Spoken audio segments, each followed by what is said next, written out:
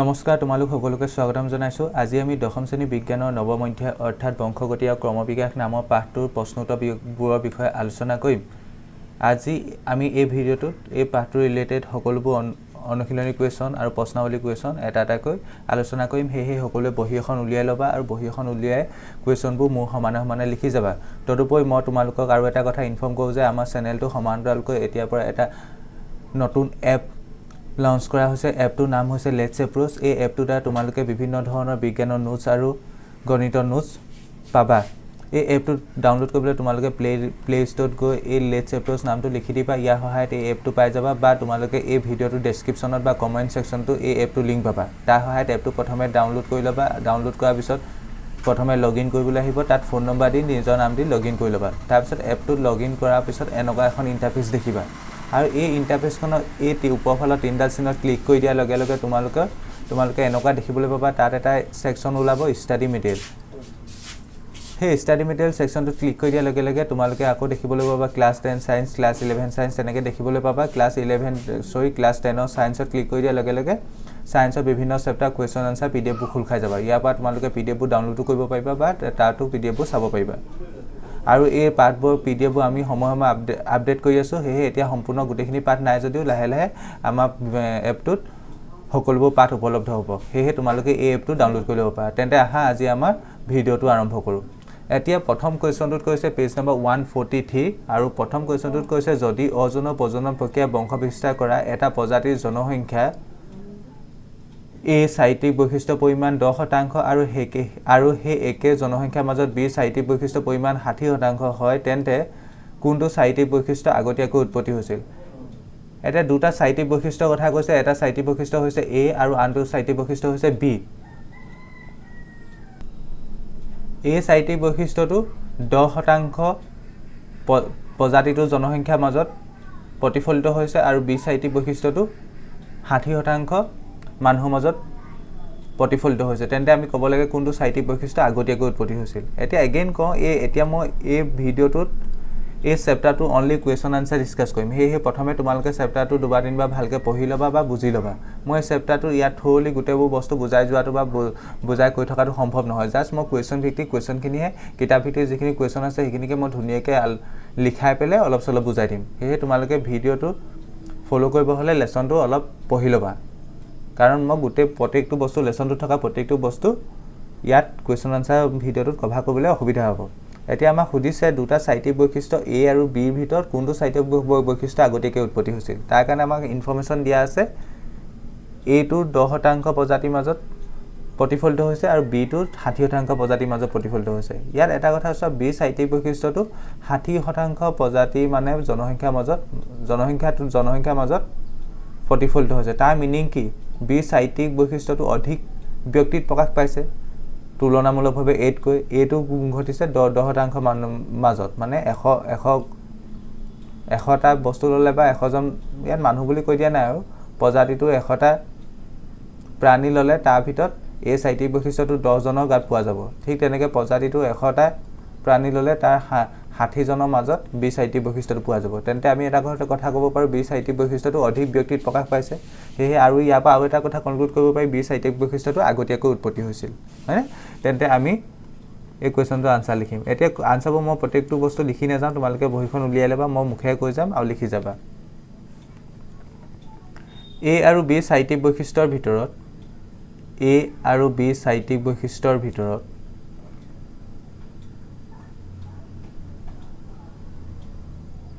A আৰু B চাৰিত্ৰিক বৈশিষ্ট্যৰ ভিতৰত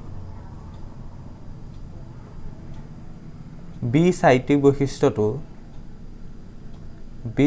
বৈশিষ্ট্যটো B কেপিটেল এটা B চাৰিত্ৰিক বৈশিষ্ট্যটো আগতীয়াকৈ উৎপত্তি হৈছিল। B চাৰিত্ৰিক বৈশিষ্ট্যটো আগতীয়াকৈ উৎপত্তি হৈছিল। তেনে কুৱেশ্যনটো জাষ্ট সেইটো লিখি ল'ব। কোনটো উৎপত্তি হৈছিল সেইটোহে সুধিছে। তাৰ কাৰণটো লিখিব পাৰা, কাৰণ B চাৰিত্ৰিক বৈশিষ্ট্যটো অধিক ব্যক্তিত প্ৰকাশ লাভ কৰিছে। লিখিলেও হ'ব A আৰু B চাৰিত্ৰিক বৈশিষ্ট্যৰ ভিতৰত B চাৰিত্ৰিক বৈশিষ্ট্যটো আগতীয়াকৈ উৎপত্তি হৈছিল। এটা তেন্তে ইয়াৰ পাছৰ কুৱেশ্যনটোত কি কৈছে চোৱা, এটা প্ৰজাতিত সৃষ্টি হোৱা বৈসাদৃশ্যতাৰ চৰিত্ৰবিলাকে কেনেকৈ জীৱক বৰ্তাই ৰাখে। বা জীৱই বৰ্তাই ৰাখে একচুৱেলি এইটো জীৱক হ'ব লাগিছিলে কেনেকৈ জীৱক বৰ্তাই ৰাখে বা জীৱ হ'লেও হ'ব মানে কি কৈছে এটা প্ৰজাতিত যিখিনি জীৱ থাকে সেই জীৱখিনিৰ মাজত যদি বৈসাদৃশ্যতাৰ চৰিত্ৰ কিছুমান উৎপন্ন হয় এটা প্ৰজাতিত ধৰিলে এখিনি জীৱ আছে জীৱখিনি কিছুমান চৰিত্ৰ আছে কিন্তু সেই চৰিত্ৰখিনি ডিফাৰেণ্টকে কিছুমান যদি বেলেগ নতুন নতুন বৈসাদৃশ্য চৰিত্ৰ উৎপন্ন হয় সেই চৰিত্ৰখিনিয়ে জীৱটোক বৰ্তাই ৰখাত সহায় কৰে নি বা কেনেকৈ সহায় কৰে সেই কথাখিনি লিখিব কৈছে ধৰি লোৱা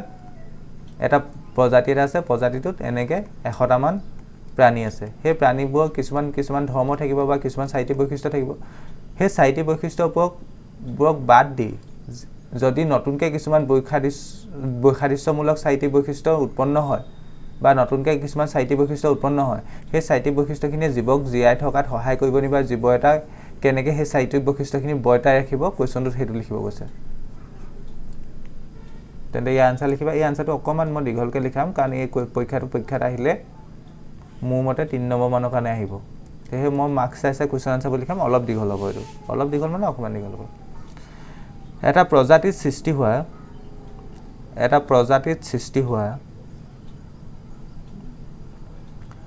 বৈসাদৃশ্যতাৰ চৰিত্ৰবিলাকে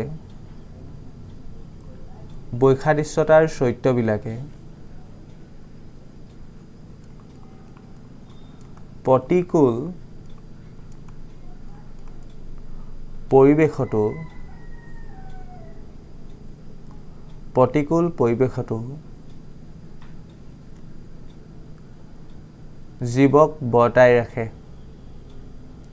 জীৱক বৰ্তাই ৰাখে দাৰি এটা প্ৰজাতিত সৃষ্টি হোৱা বৈসাদৃশ্যতাৰ চৰিত্ৰবিলাকে প্ৰতিকূল পৰিৱেশতো জীৱক বৰ্তাই ৰাখে দাৰি একেলগে লিখিবা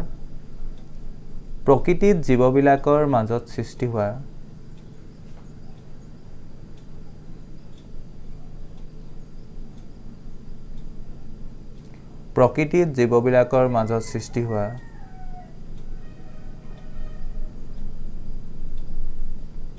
বৈসাদৃশ্যতাৰ ওপৰত ভিত্তি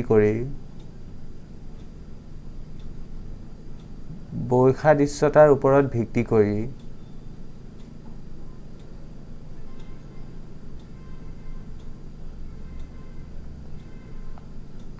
জীৱবিলাকে বেলেগ বেলেগ ধৰণৰ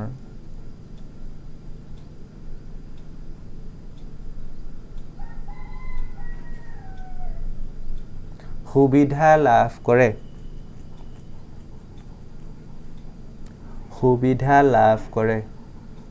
দাৰি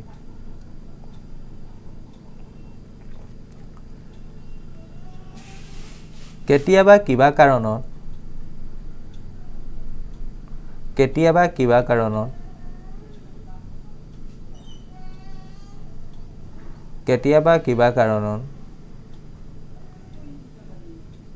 পৰিৱেশৰ অৱস্থাবোৰ সলনি হ'লে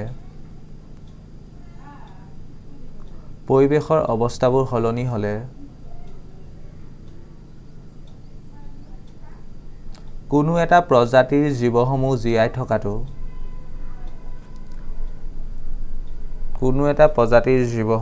থকাটো অসম্ভৱ হৈ পৰে দাৰি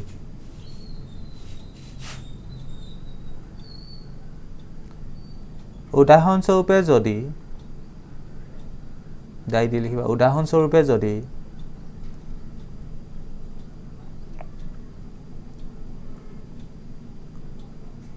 পানীৰ উষ্ণতা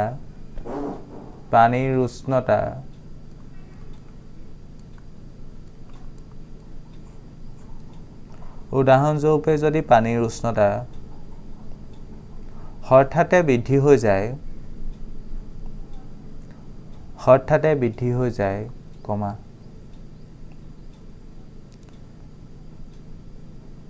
তেন্তে পানীত থকা প্ৰায়বোৰ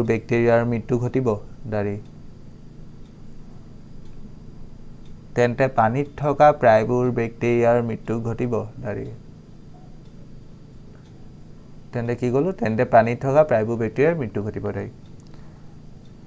মাত্ৰ কিছু সংখ্যক ব্যাকটেৰিয়াৰ প্ৰজাতি যিয়ে তাপৰ প্ৰতিৰোধ কৰিব পাৰে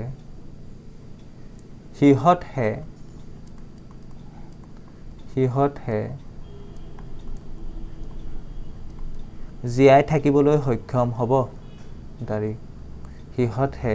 জীয়াই থাকিবলৈ সক্ষম হ'ব দাৰি যদিহে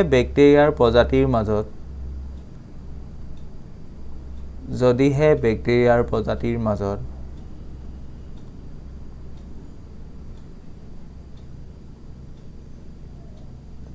এই বৈসাদৃশ্যতাটো নাথাকিলহেঁতেন কমা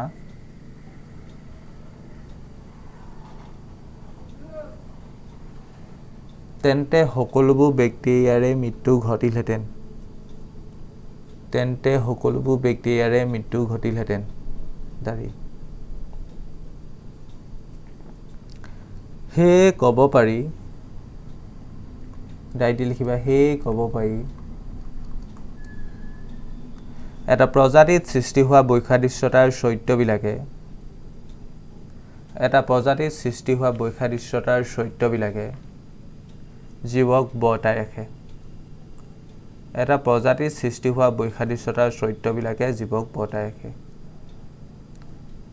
এতিয়া তেন্তে আমি উত্তৰটোত কি লিখিলো এটা প্ৰজাতিৰ সৃষ্টি হোৱা বৈসাদৃশ্যতাৰ চৰিত্ৰবিলাকে জীৱ এটাক জীয়াই থকাত সহায় কৰে বিভিন্ন ধৰণে সহায় কৰিব পাৰে উদাহৰণস্বৰূপে আমি ব্যাকটেৰিয়াখিনি লৈছো জেনেৰেলি আমাৰ পানীখিনি যদি থাকে পানীত ব্যাকটেৰিয়া থাকিব বা বিভিন্ন ধৰণৰ অনুজীৱ থাকিব তাত ধৰিলে এখিনি ব্যাকটেৰিয়া আছে সেই পানীখিনিতে এখিনি ব্যাকটেৰিয়া আছে আৰু আমি জানো যে ব্যাকটেৰিয়াৰ ওপৰত যদি তাপ বৃদ্ধি কৰি দিয়া ব্যাকটেৰিয়াবোৰ জীয়াই থাকিব নোৱাৰে মানে সাৰ্ভাইভেলটো নাইকিয়া হৈ যাব তেন্তে ইয়াত এই পানীখিনি ব্যাকটেৰিয়া আছে যদি আমি পানীখিনি উষ্ণতাটো যদি বৃদ্ধি কৰি দিওঁ তেন্তে পানীখিনিত থকা প্ৰায়বোৰ ব্যাকটেৰিয়া মৃত্যু ঘটিব হয়নে নহয় কাৰণ আমি উষ্ণতা বৃদ্ধি কৰি দিয়াৰ লগে লগে তাপ বৃদ্ধি হৈছে আৰু তাপ বৃদ্ধি হ'লে ব্যাকটেৰিয়াই সাৰ্ভাইভ কৰিব নোৱাৰে ব্যাকটেৰিয়াবোৰ মৃত্যু ঘটিব কিন্তু এই ব্যাকটেৰিয়া প্ৰজাতিটোৰ ভিতৰত যদি কিছুমান এনে ব্যাকটেৰিয়া থাকে কিছুমান অলপ চলপ এনেকৈ ব্যাকটেৰিয়া থাকে যিয়ে তাপক প্ৰতিৰোধ কৰিব পাৰে মানে তাপক বেছি তাপ দিলেও মানে জীয়াই থাকিব পাৰে তেনেকুৱা প্ৰকৃতিৰ যদি ব্যাকটেৰিয়া থাকে বা তেনেকুৱা চৰিত্ৰ যদি ব্যাকটেৰিয়া থাকে তেন্তে সেই ব্যাকটেৰিয়াকেইটা কি হ'ব পানীখিনি উষ্ণতা বৃদ্ধি হোৱাৰ পাছতো জীয়াই থাকিব হয়নে বাকি ব্যাকটেৰিয়াখিনি মৃত্যু ঘটিলেও কিছু সংখ্যক যদি এনেকুৱা ব্যাকটেৰিয়া থাকে যিখিনি তাপ প্ৰতিৰোধ কৰিব পৰা ক্ষমতা থাকে তেন্তে সেই ব্যাকটেৰিয়াখিনি তুমি পানীখিনি উত্তাপ বৃদ্ধি কৰিছা বা যি নকৰা জীয়াই থাকিব পাৰিব অৰ্থাৎ কি এই জনসংখ্যাটো চৰিত্ৰ মানে ব্যক্তিবিলাকৰ বা এই জনসংখ্যাটো বা এই ব্যাকটেৰিয়াৰ যি চৰিত্ৰ আছিল সেই চৰিত্ৰবিলাকৰ বাহিৰে এটা এনেকুৱা এটা বৈসাদৃশ্য চৰিত্ৰ আছে কিছুমান ব্যাকটেৰিয়াৰ গাত যি তাপক প্ৰতিৰোধ কৰিব পাৰে আৰু এই বৈসাদৃশ্যতাৰ চৰিত্ৰবিলাকে ব্যাকটেৰিয়াখিনি সহায় কৰিলে নে কি কৰিলে মানে বিপদত পেলালে সহায় কৰিলে অবিয়াসলি কাৰণ সিহঁত সেই চৰিত্ৰটোৰ দ্বাৰা কিছুমান ব্যাকটেৰিয়া জীয়াই থাকিব পাৰিলে আৰু সেই ব্যাকটেৰিয়াখিনিৰ পৰা পাছৰ সময়ত আকৌ পুনৰ নতুন ব্যাকটেৰিয়াৰ সৃষ্টি হ'ব পাৰে বা সৃষ্টি হ'ব তেন্তে আমি এই কুৱেশ্যনটোত ঘূৰি পকি সেইখিনি কথাই লিখিলো যদি দুবাৰমান কুৱেশ্যনটো পঢ়া ধুনীয়াকৈ বুজি পাবা এতিয়া তেন্তে আমি নেক্সট কুৱেশ্যনখিনিলৈ আগবাঢ়ো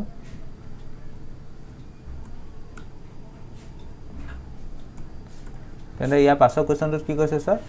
পেজ নাম্বাৰ নতুন পেজৰ হয় 147 হয় পেজ নাম্বাৰ 147 মেণ্ডেলে তেখেতৰ পৰীক্ষাৰ যোগেদি ব্ৰংশানুক্ৰমিকভাৱে প্ৰবাহিত চৰিত্ৰবিলাক কোনটো প্ৰভাৱী আৰু কোনটো অপ্ৰভাৱী তাক কেনেকৈ নিৰ্ণয় কৰিছিল এতিয়া প্ৰভাৱী চৰিত্ৰ মানে যিটো চৰিত্ৰ মানে পুৰুষৰ পৰা প্ৰবাহিত হৈ যোৱা যিটো চৰিত্ৰ পাছৰ প্ৰজন্মত প্ৰকাশ লাভ কৰে সেইটো চৰিত্ৰ প্ৰভাৱী বুলি কয় আৰু প্ৰত্যেক প্ৰজন্মৰ পৰা প্ৰবাহিত হোৱা যিটো চৰিত্ৰ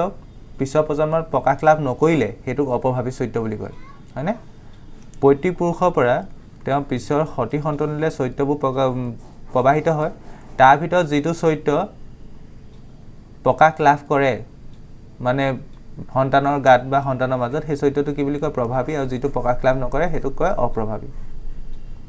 এতিয়া সেই কথাটো তেওঁ কোনটো চৰিত্ৰ প্ৰভাৱী হ'ব কোনটো চৰিত্ৰ অপ্ৰভাৱী হ'ব তাক কেনেকৈ নিৰ্ণয় কৰিছিল বেসিক্যালি মেণ্ডেলৰ ইয়াত আমি লিখিব লাগিব এক সংকৰণ পৰীক্ষা আমি জানো মেণ্ডেলে দুটা পৰীক্ষা কৰিছিল এক সংকৰণ পৰীক্ষা আৰু দ্বি সংকৰণ পৰীক্ষা হয়নে এক সংকৰণ পৰীক্ষাত কি কৰিছিলে তেওঁ মটৰমাহৰ পুলি লৈছিল এজোপা কি আছিল ওখ আছিল আৰু এজোপা কি আছিল চাপৰ আছিল আৰু হিহতৰ মাজত সংকৰণ ঘটাইছিল হয়নে তাৰ ফলত তেওঁ দেখিছিলে যে যিখিনি গছপুলি ওলাইছিল প্ৰথম প্ৰজন্মত সেই গছপুলি গুটেইখিনি ওখ আছিল দ্যাট মিন্স কি ওখ চৰিত্ৰটো হ'ল প্ৰভাৱী সেই প্ৰথম প্ৰজন্মত এতিয়া প্ৰথম প্ৰজন্মৰ গছপুলিবৰ মাজত যেতিয়া আকৌ পুনৰ তেওঁ স্বপৰাগযোগ ঘটালে তেতিয়া তেওঁ দেখিলে যে পিছৰ প্ৰজন্মত যিখিনি সৃষ্টি হ'ব তাৰ 1/4 কি হ'ব 1/4 গছ চাপৰ হ'ব ঠিক আছে সেই কথাখিনিকে আমি লিখিব লাগে বেসিক্যালি এই কোৱেশ্চনটোত মেন্ডেলৰ এক সংকৰণ পৰীক্ষাটো ব্যাখ্যা কৰিব লাগে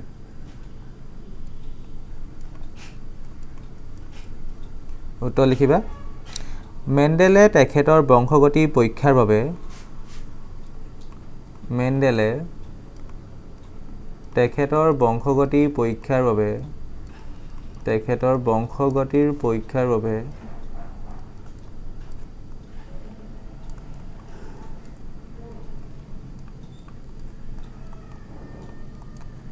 দুটা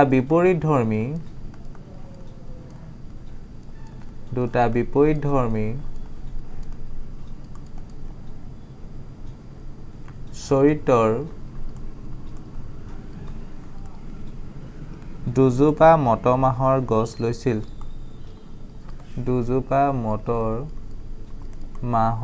লৈছিল দাৰি তাৰে এজোপা আছিল ওখ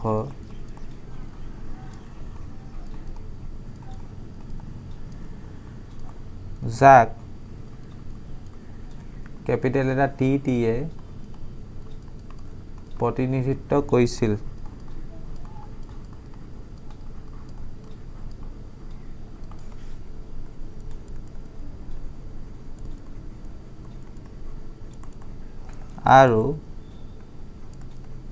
আৰু আনজোপা আছিল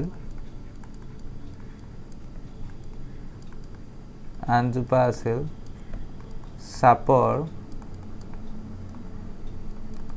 যাক স্মল এটা টি এ প্ৰতিনিধিত্ব কৰিছিল দাৰি একেলগে কন্টিনিউ কৰি লিখিবা প্ৰতিনিধিত্ব কৰিছিল দাৰি একেলগে লিখিবা মেন্ডেলে এই দুজোপা গছৰ মাজত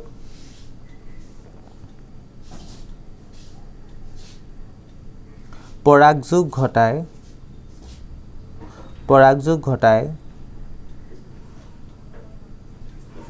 প্ৰথম প্ৰজন্ম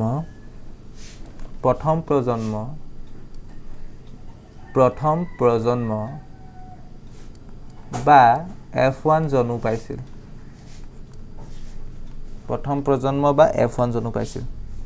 দাৰি এই প্ৰথম প্ৰজন্মৰ সকলোবিলাক গছ ওখ আছিল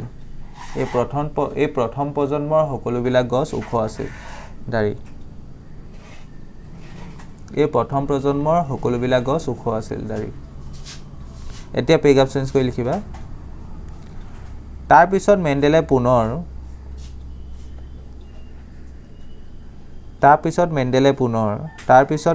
পুনৰ F1 জনুৰ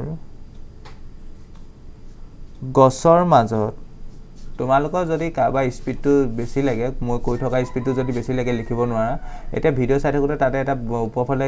চালে দেখিবা এনেকে তিনটা ফুট আছে চোৱা তাত ক্লিক কৰি দিয়া লগে লগে এটা অপচন লাই প্লেবেক স্পিড সেই প্লেবেক স্পিডটো হয় তোমালোকে স্পিডটো কমাই ল'ব পাৰা হা মই হলো এটা লিমিটত ক'ব চেষ্টা কৰোঁ ইয়াতকৈ যদি লাহে লাহে কম ভিডিওটো বহুত দীঘল হৈ যাব তাৰ পিছত মেন্ডেলে পুনৰ মই যেটো লিখাই আছিলো হেতু লাইন কন্টিনিউ কৰা তাৰ পিছত মেন্ডেলে পুনৰ F1 জনৰ গছৰ মাজত স্বপৰাগযোগ ঘটাই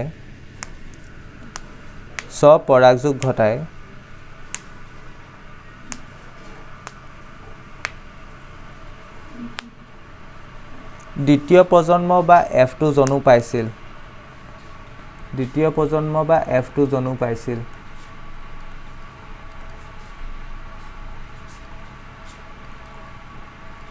দাৰি য'ত সকলোবিলাক গছ ওখ নাছিল য'ত সকলোবিলাক গছ ওখ নাছিল দাৰি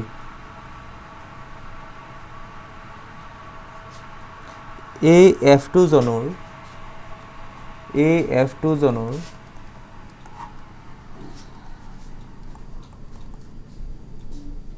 এক চতুৰ্থাংশ গছ চাপৰ আছিল এক চতুৰ্থাংশ মানে 4 ভাগৰ এভাগ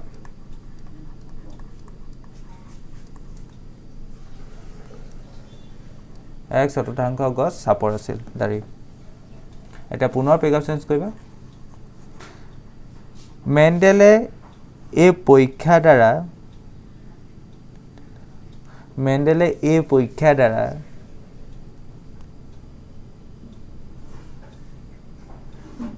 তেওঁ এইটো সিদ্ধান্তত উপনীত হৈছিল যে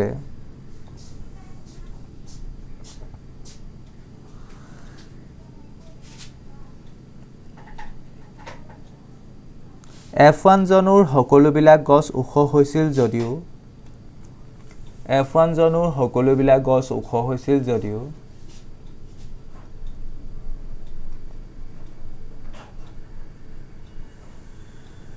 ই ওখ আৰু চাপৰ দুয়োটা চাৰিত্ৰিক বৈশিষ্ট্য বহন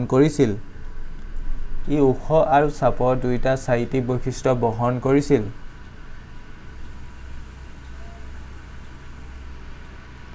দাৰি কিন্তু F1 জনুৰ গছবিলাক ওখ হৈছিল কাৰণ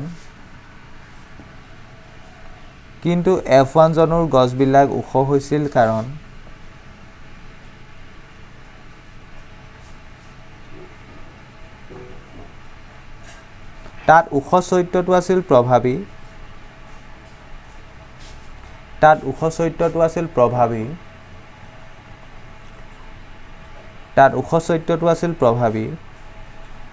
আৰু চাপ চৰিত্ৰটো আছিল অপ্ৰভাৱী আৰু চাপ চৰিত্ৰটো আছিল অপ্ৰভাৱী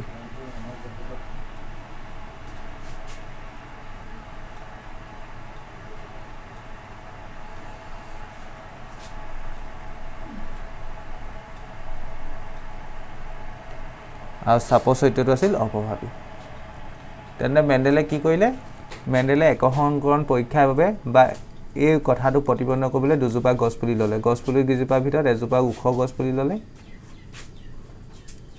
আৰু এজোপা চাপৰ মটমহা গছপুলি ল'লে সিহঁতৰ মাজত যেতিয়া সংকৰণ ঘটালে বা সিহঁতৰ মাজত যেতিয়া পৰাগযোগ ঘটালে তাৰ ফলত যিবোৰ বীজ পালে সিহঁতক সিঁচি পেলাই যিখিনি প্ৰথম প্ৰজন্ম গছপুলি পাব যিখিনি ইহঁতৰ গিটাৰ মাজত সংকৰণ ঘটায়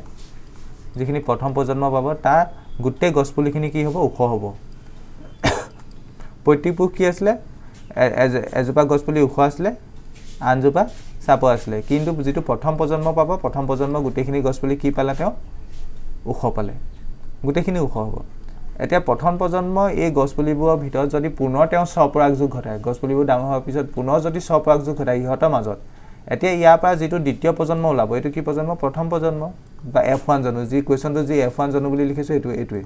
F1 জনু বা প্ৰথম প্ৰজন্মত আমি দেখিলো গোটেইখিনি গছপুলি ওখ হ'ল ইহঁতৰ মাজত যদি পুনৰ স্বপৰাগযোগ ঘটাই দিয়া হয় তেন্তে এইবাৰ গোটেইখিনি গছপুলি ওখ নহয় ডেট মিন্স কি ইয়াৰ পৰা যে ওখ চৰিত্ৰটো আৰু চাপ চৰিত্ৰটো দুটা চৰিত্ৰ গছপুলি লৈছিলো তাৰ ফলত যিখিনি সৃষ্টি হ'ল এই গছপুলিখিনি গাত ওখ চৰিত্ৰটো আছিল চাপ চৰিত্ৰটো আছিল হেহে পাছৰ প্ৰজন্মত প্ৰকাশ লাভ কৰিব পাৰিছে কথাটো বুজি পাইছা ইয়াত ওখ চৰিত্ৰটো প্ৰকাশ লাভ কৰিলে প্ৰথম প্ৰজন্মত কিন্তু চাপ চৰিত্ৰটো প্ৰকাশ লাভ নকৰিলে তাৰ মিনিং এটো নহয় যে পাছৰ প্ৰজন্মত মানে প্ৰথম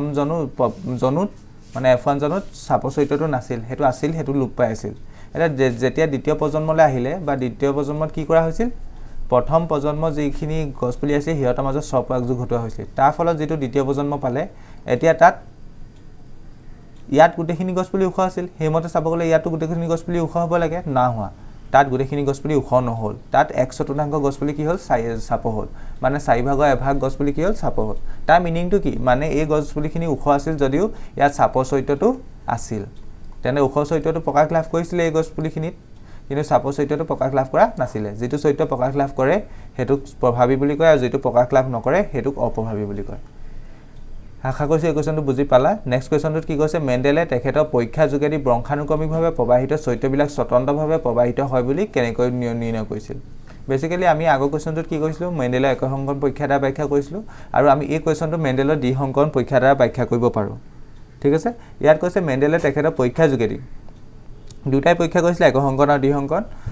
ব্ৰংখানুক্ৰমিকভাৱে প্ৰবাহিত চৰিত্ৰবিলাক স্বতন্ত্ৰভাৱে যে প্ৰবাহিত হয় স্বতন্ত্ৰভাৱে যে মিক্স নহয় হেতু কৈছে মানে ধৰিলা উখ চৰিত্ৰটো প্ৰবাহিত হৈছে পাছ প্ৰজন্মলে চাপ চৰিত্ৰটো প্ৰবাহিত হৈছে কিন্তু হেকিটা একদম স্বতন্ত্ৰভাৱে আছে দুইটা মিক্স হৈ পেলে উখ চাপ মানে মধ্যমীয়া জোখৰ ইয়াত গছপুলি ওলাইছিলে জানো বা মধ্যমীয়া জোখৰ মটৰমাহ ওলাইছিলে জানো মধ্যমীয়া উখৰ না ওলোৱা হয়তো উখ হলে উখ হৈছিলে নহয়তো চাপ হলে কি হৈছিলে চাপ হৈছিলে ঠিক তেনেকৈ আমি আৰু দ্বিসংকৰণ পৰীক্ষাটো দ্বাৰা ইয়াক ভালকৈ প্ৰতিস্থাপন কৰিব পাৰিম যে এই সাহিত্যিক বৈশিষ্ট্যবিলাক যিবোৰ ব্ৰংখানুক্ৰমিকভাৱে প্ৰবাহিত হৈছে হেবোৰ স্বতন্ত্ৰভাৱে প্ৰবাহিত হয় মানে হেবোৰ মিক্স হৈ নাযায় পাছৰ প্ৰজন্মত মিক্স হৈ নাযায় উখ চাপ দুটা মিক্স হৈ মানে মধ্যমীয়া হৈ নাযায় তেনেকুৱা হৈ নাযায় ঠিক আছে এটা লিখা মেন্ডেলে তেখেতৰ দ্বিসংকৰণ পৰীক্ষাৰ বাবে আনসাৰ লিখিবা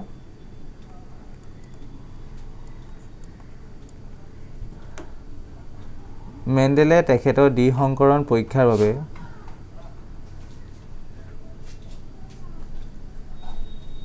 দ্বিসংকৰণ লিখিবা পাইছা নিশ্চয়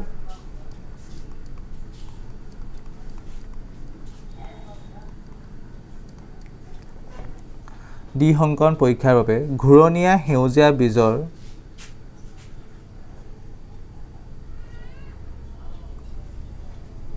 ঘূৰণীয়া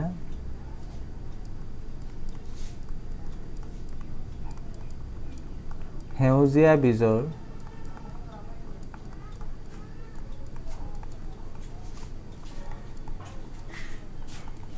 মটৰমাহ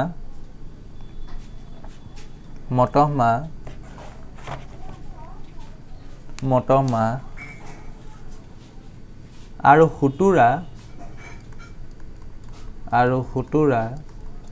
একেলগে লিখি যাবা তোমালোকে হুতুৰা হালধীয়া বীজৰ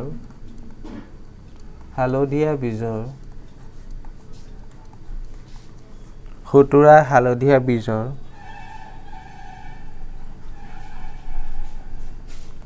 মটৰমাহৰ মাজত সংকৰণ ঘটাইছিল বীজৰ মটৰমাহ লৈছিল লিখা বীজৰ মটৰমাহ লৈছিল তেন্তে আগৰ একসংকৰণ পৰীক্ষাটো তেওঁ কি কৰিছিলে এটাই চৰিত্ৰ চাইছিলে মানে উখ চৰিত্ৰটো লৈছিলে আৰু চাপ চৰিত্ৰটো লৈছিলে উখ চৰিত্ৰ এজোপা গছপুলি লৈছিলে চাপ চৰিত্ৰ এজোপা গছপুলি লৈছিলে তেওঁ ইয়াতকৈ বেছি এটাতকৈ এই দ্বিসংকৰণ পৰীক্ষাত হেতুৱে পাৰ্থক্য তেওঁ এটাতকৈ বেছি চৰিত্ৰ চাইছিলে বেসিক্যালি ক'ৰ পৰা দুটা চৰিত্ৰ চাইছিলে তেওঁ মানে এবাৰ গছ পুলি এবাৰ মানে পুলি নহয় এবাৰ তেওঁ গুটি লোৱাত প্ৰাধান্য লৈছিলে গুটিবোৰ কেনেকুৱাকৈ স্লেপ কৰিছিলে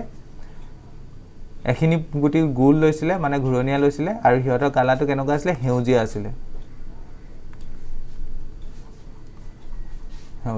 তেন্তে সেইকাৰণে ইয়াত লিখিছে ঘূৰণীয়া সেউজীয়া বীজৰ আৰু বস্তুটো মানে গুটিবোৰ শেপটো ঘূৰণীয়া আছিলে আৰু তাৰ কালাৰটো আছিলে বীজ গুটিবোৰ সেউজীয়া বীজৰ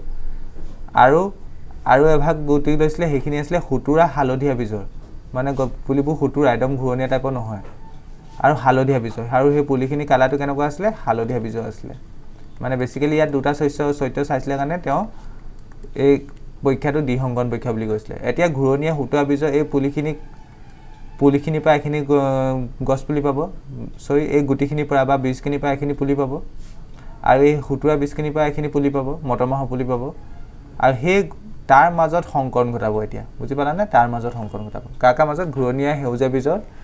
যিখিনি মটৰমাহ পাব আৰু হুতুৰা হালধীয়া বীজৰ যিখিনি মটৰমাহ পাব তেনে প্ৰথম পেৰাগ্ৰাফটো শেষ হৈছে পেৰাগ্ৰাফ চেঞ্জ কৰি লিখিবা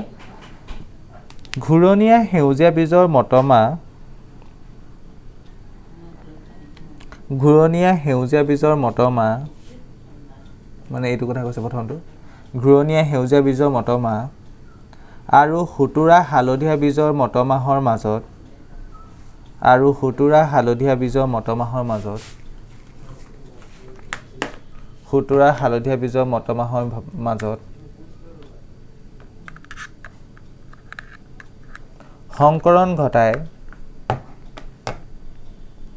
সংকৰণ ঘটাই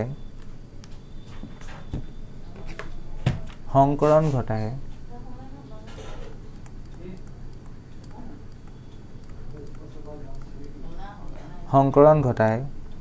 F1 জনু পাইছিল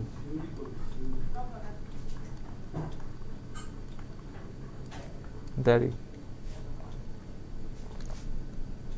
এই F1 জনুত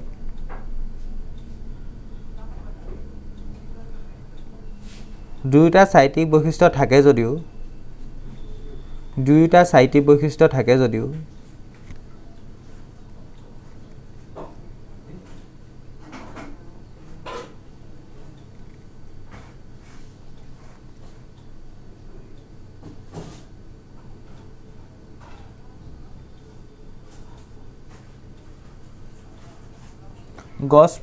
গছপুলিসমূহ বা গছসমূহ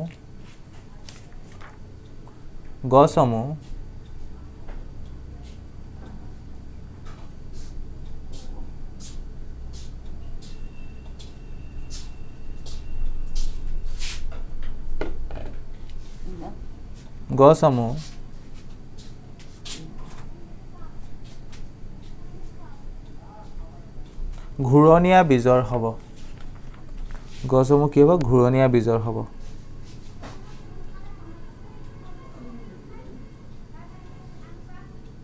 দাৰি কাৰণ ইয়াত ঘূৰণীয়া বীজৰ সাইটিক বৈশিষ্ট্যটো প্ৰভাৱী চৰিত্ৰ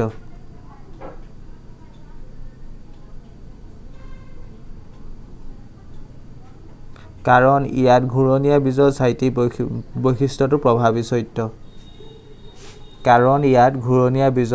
বৈশিষ্ট্যটো প্ৰভাৱী চৰিত্ৰ দাৰি F1 জনুৰ গছসমূহৰ মাজত তেওঁ পুনৰ স্বপৰাগযোগ ঘটায় দেখিছিল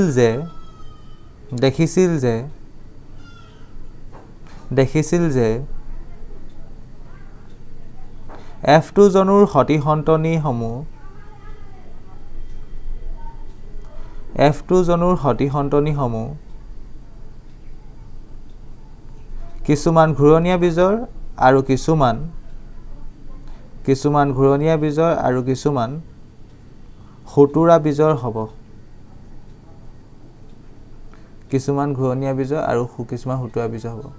এতিয়া ঘূৰণীয়া সেউজীয়া বীজ আৰু হুতুৰা হালধীয়া বীজ লবলৈ যিটো তেওঁ পৰীক্ষা কৰিছিলে তেওঁ সেই পৰীক্ষাটোত যিখিনি প্ৰথম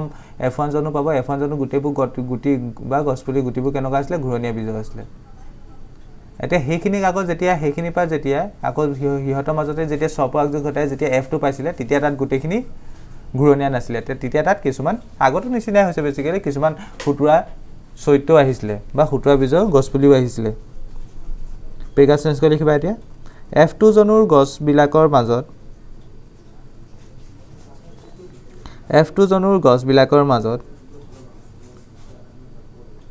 কিছুমান সাইটিক বৈশিষ্ট্যৰ সংমিশ্ৰণ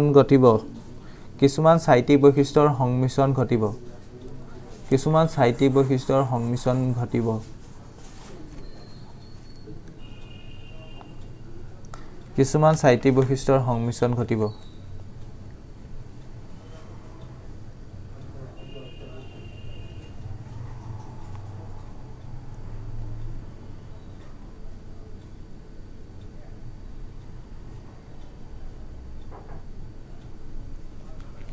মানে এই পইণ্টত কি ক'লে এই F2 জনুৰ এতিয়া যিখিনি F2 পাব সেইখিনিত মানে কিছুমান সাইটিক বৈশিষ্ট্যৰ সংমিশ্ৰণ ঘটিব মানে লৈছিলে প্ৰতিপুৰুষত কি লৈছিলে ঘূৰণীয়া আৰু হুতুৰ সেউজীয়া বীজ লৈছিলে আৰু হুতুৰ আৰু হালধীয়া বীজ লৈছিলে কিন্তু অলপ সংমিশ্ৰণ ঘটিব মানে নেক্সট কিছুমান গছপুলি এনেকুৱা টাইপৰ হ'ব পাৰে ঘূৰণীয়া হালধীয়া বীজৰ বা কিছুমান এনেকুৱা টাইপৰ হ'ব পাৰে হুতুৰা সেউজীয়া বীজৰ তেনেকুৱা হ'ব পাৰে সেইটো কৈছে সেই সংমিশ্ৰণটো ঘটিব ঠিক আছে ডাইডি একেলগে কন্টিনিউ কৰিবা ইয়াত ঘূৰণীয়া হালধীয়া বীজ কমা ইয়াত ঘূৰণীয়া হালধীয়া বীজ কমা ঘূৰণীয়া সেউজীয়া বীজ কমা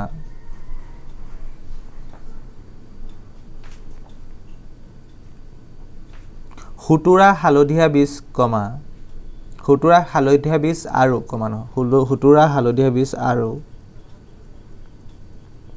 হুতুৰা সেউজীয়া বীজ আৰু হুতুৰা সেউজীয়া বীজ 9:3:3:1 অনুপাতত পোৱা যায় পোৱা যাব লিখা অনুপাতত পোৱা যাব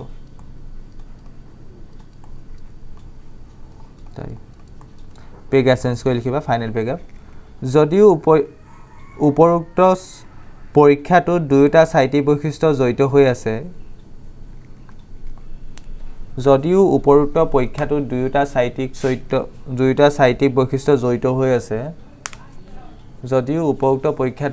চাৰিটি বৈশিষ্ট্য জড়িত হৈ আছে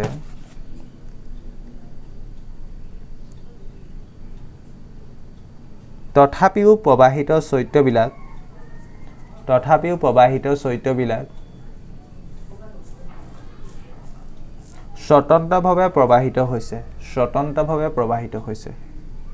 স্বতন্ত্ৰভাৱে প্ৰবাহিত হৈছে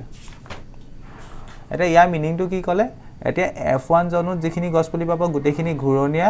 হালধীয়া বীজ হ'ব মানে গোটেইখিনি গছপুলি ঘূৰণীয়া টাইপৰ হ'ব কিন্তু F2 জনত যিখিনি গছপুলি পাব তাত কিছুমান সংমিশ্ৰণ ঘটিব কেনেকুৱা ধৰণৰ সংমিশ্ৰণ ঘটিব সংমিশ্ৰণটো এনেকুৱা ধৰণৰ ঘূৰণীয়া হালধীয়া বীজ হ'ব পাৰে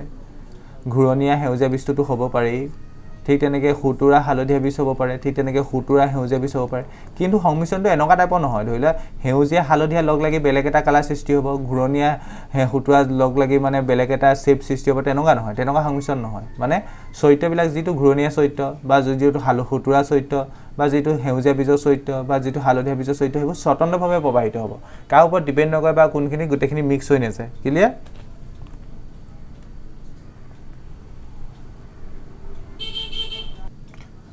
নেক্সট ইয়াতে ইয়াৰ পাছৰ কুৱেশ্যনটো চোৱা পাছৰ কুৱেশ্যনটোত কি কৈছে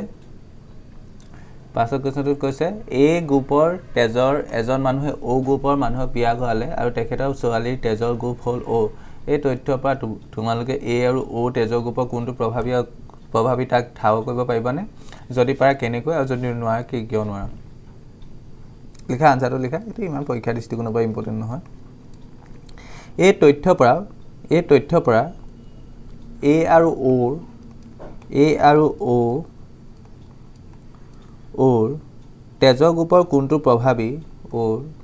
তেজৰ গ্ৰুপৰ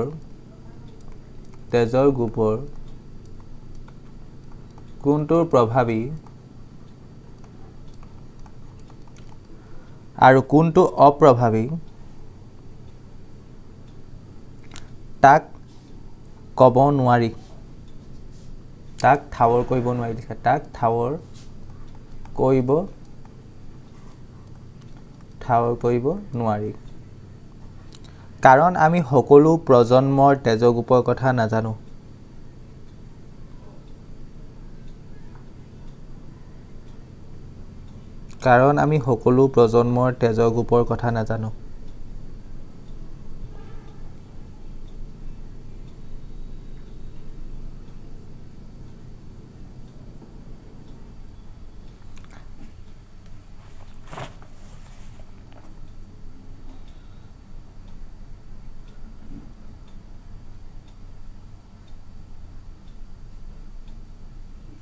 দাড়ি মানে তুমি তেজৰ গ্ৰুপৰ বিষয়ে হেৰি কৰিবলৈ ঠাৱৰ কৰিবলৈ তুমি গোটেই প্ৰজন্মৰ তেজৰ গ্ৰুপৰ কথা জানিব লাগিব তাৰপৰা তুমি জেনেটিক্সৰ দ্বাৰা তুমি তেজৰ গ্ৰুপৰ কোনটো প্ৰভাৱী কোনটো অপ্ৰভাৱী সেইটো ক'ব পাৰিবা কিন্তু আমি গোটেই প্ৰজন্মটো নাজানিলে অনলি এটা ডাটা দিলে সেই ডাটাটোৰ পৰা কোনটো প্ৰভাৱী কোনটো অপ্ৰভাৱী তুমি তাক সেইটো ঠাৱৰ কৰিব নোৱাৰা এতিয়া নেক্সটটো কৈছে মানুহৰ সন্তানৰ লিংগ নিৰ্ধাৰণ কিদৰে হয় এইটো এটা ইম্পৰ্টেণ্ট কুৱেশ্যনটো লিখিলা আনসাৰটো লিখিলা মানুহৰ দেহত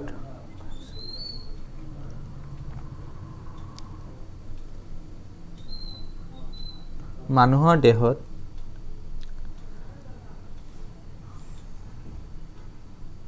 22 যোৰ দেহ ক্ৰমোজম থাকে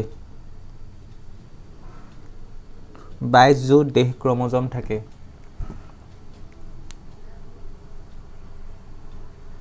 22 যোৰ দেহ ক্ৰমোজম থাকে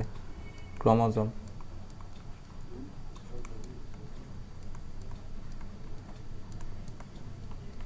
দাড়ি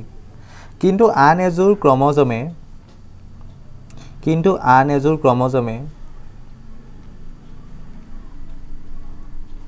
মানুহৰ লিংগ নিৰ্ধাৰণ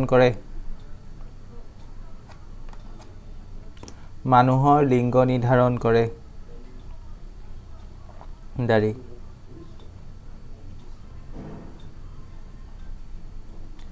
এই ক্ৰমজমজোৰক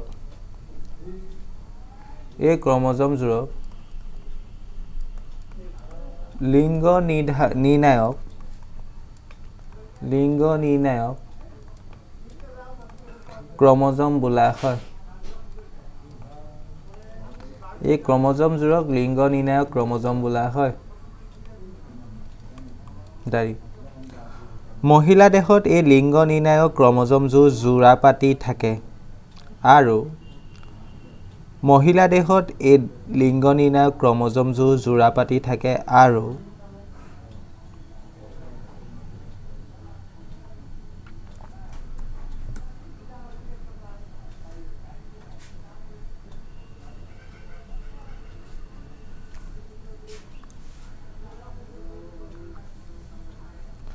মহিলা দেহত এই লিংগ নিৰ্ণায়ক ক্ৰমজমজোৰ যোৰাপাতি থাকে আৰু দুয়োডালক এক্স ক্ৰমজম বোলা হয়। দাৰি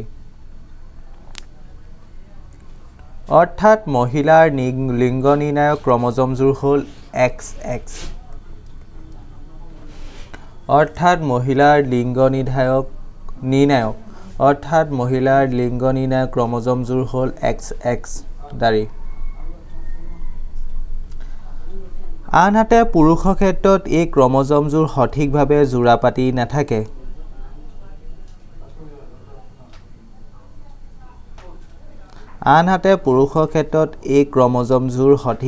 যোৰাপাতি নাথাকে। দাৰি ইয়াৰে এডালক X হিচাপে আৰু আনডালক X হিচাপে আৰু আনডালক Y হিচাপে জনা যায়।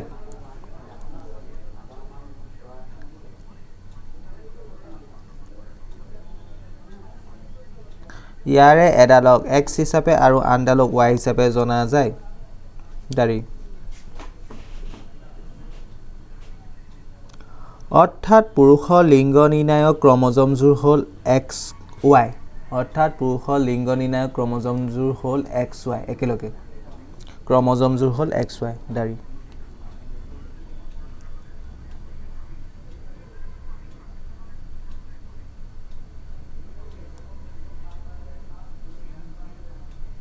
দাই দি একেলগে লিখিবা। সন্তানৰ X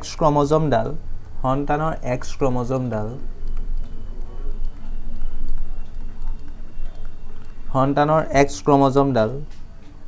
মাতৃৰ ফালৰ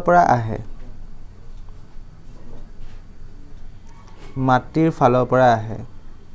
দাৰি সেয়েহে পিতৃৰ ফালৰ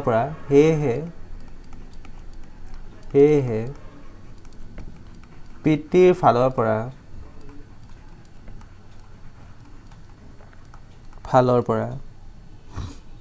কোনডাল লিংগ নিৰ্ণায়ক ক্ৰমজম প্ৰবাহিত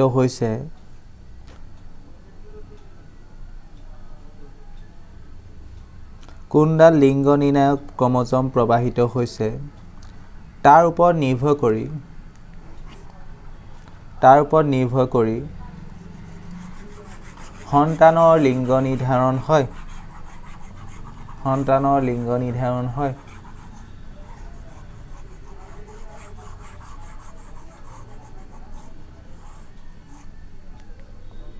দাৰি পেৰাগ্ৰাফ চেঞ্জ কৰি লিখিবা। যদিহে সন্তানৰ দেহলৈ পিতৃৰ ফালৰ পৰা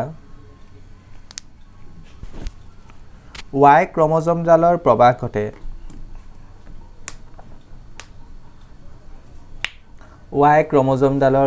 ঘটে তেন্তে সন্তানটো ল'ৰা হ'ব।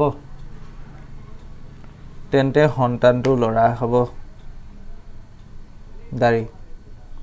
আনহাতে যদি পিতৃৰ ফালৰ পৰা এক্স ক্ৰম'জমডালৰ প্ৰৱাহ ঘটে আনহাতে যদি পিতৃৰ ফালৰ পৰা এক্স ক্ৰম'জমডাল প্ৰৱাহ ঘটে তেন্তে সেই সন্তান ছোৱালী হ'ব দাৰি জেনেৰেলি আমাৰ গোটেই মেল আমাৰ সন্তান লিংগ নিৰ্ধাৰণৰ কামটো যিযোৰ ক্ৰম'জমে কৰে তাক কয় ছেক্স ক্ৰম'জম বা লিংগ নিৰ্ণায়ক ক্ৰম'জম আৰু সেয়া পুৰুষৰ ক্ষেত্ৰত লিংগ নিৰ্ণায়ক ক্ৰম'জমটো হ'ল XY দুডাল থাকে জোৰ বুলি ক'লে এযোৰ থাকে আৰু এনেকৈ ক্ৰম'জম বুলি ক'লে দুডাল থাকে পুৰুষৰ লিংগ নিৰ্ণায়ক ক্ৰম'জম কেইডাল কি তেন্তে X আৰু Y আৰু জোৰ বুলি ক'লে এযোৰে থাকে XY আৰু মহিলাৰ ক্ষেত্ৰতো একেই দুডালেই থাকিব মহিলা লিংগ নিৰ্ধাৰক ক্ৰম'জমটো হৈছে XX মানে দুইটা ক্ৰম'জমেই হ'ল XX এতিয়া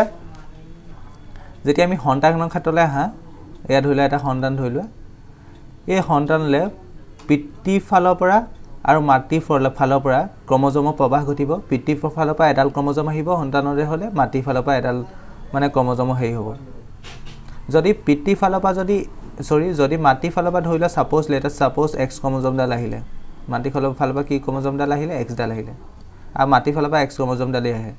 তেন্তে পিতৃৰ ফালৰ পৰা তোমাক কোনডাল ক্ৰম'জম আহিছে তাৰ ওপৰত ডিপেণ্ড কৰি এই সন্তানটো পুৰুষ হ'বনে মহিলা হ'ব সেইটো ডিপেণ্ড কৰে মানে এই সন্তানো ল'ৰা হ'ব নে ছোৱালী হ'ব ডিপেণ্ড কৰে যদিহে পিতৃৰ ফালৰ পৰা X ক্ৰম'জমডাল আহে প্ৰথম ক্ৰম'জমডাল আহে আগৰ পৰাতো মাতৃৰ ফালৰ পৰা X ক্ৰম'জমডাল আহিলেই আকৌ পিতৃৰ ফালৰ পৰা যদি X আহে মানে XX হৈ গ'ল XX হ'লে কি হয় XX হ'লে মহিলা হয় কাৰণ XX হ'লে আমি জানো নহয় দুইডাল ক্ৰম'জম একেই হ'লে কি হয় মহিলা হয় মহিলা মানে কি ছোৱালী হয় তেন্তে XX হ'লে কি হ'ব তেন্তে ছোৱালী হ'ব ঠিক আছে যদিহে পিতৃৰ ফালৰ পৰা Xডাল নাহি যদি Yডাল আহিলে হয় তেতিয়া কি হ'লহেঁতেন XY হ'লহেঁতেন আৰু XY হ'লে কি হ'ব ল'ৰা হ'ব সেইটোৱে জাষ্ট সন্তানৰ লিংগ নিৰ্ধাৰণটো একদম ইজি বেছি টান নহয় বুজি পাবলৈ আশা কৰিছোঁ এই কুৱেশ্যনকেইটা বুজি পালা তোমালোকে এতিয়া তেন্তে ইয়াৰ পাছত নেক্সট কুৱেশ্যন কৰিম ইয়াৰ নেক্সট কুৱেশ্যনকেইটা আছে তোমালোকৰ পেজ 150 প্ৰথম কুৱেশ্যনটোত কৈছে কি প্ৰকাৰে কোনো এটা জীৱৰ নিৰ্দিষ্ট এটা চাৰিত্ৰিক বৈশিষ্ট্য তাৰ জনসংখ্যাত ক্ৰমাগতভাৱে বাঢ়ি যায় লিখা আনসাৰ লিখা কোনো এটা জীৱৰ নিৰ্দিষ্ট এটা চাৰিত্ৰিক বৈশিষ্ট্য কোনো এটা জীৱৰ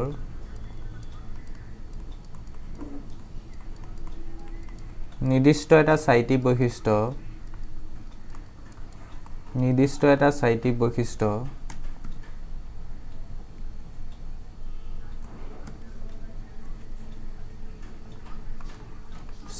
বৈশিষ্ট্য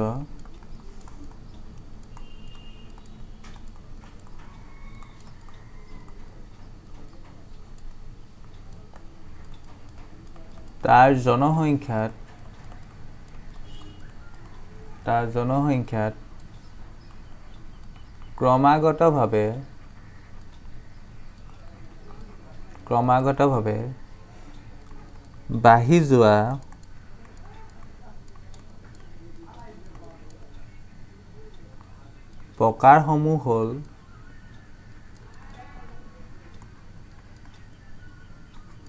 বাঢ়ি যোৱা প্ৰকাৰসমূহ হ'ল এক নম্বৰ লিখিবা প্ৰাকৃতিক নিৰ্বাচন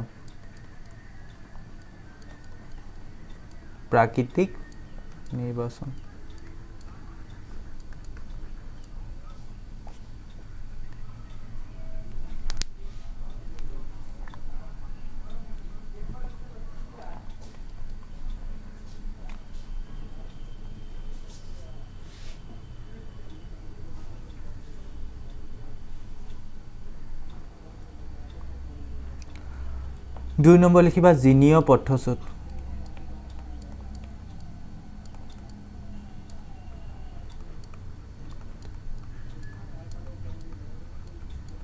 তিন নম্বৰ লিখিবা অনুকূল পৰিৱেশ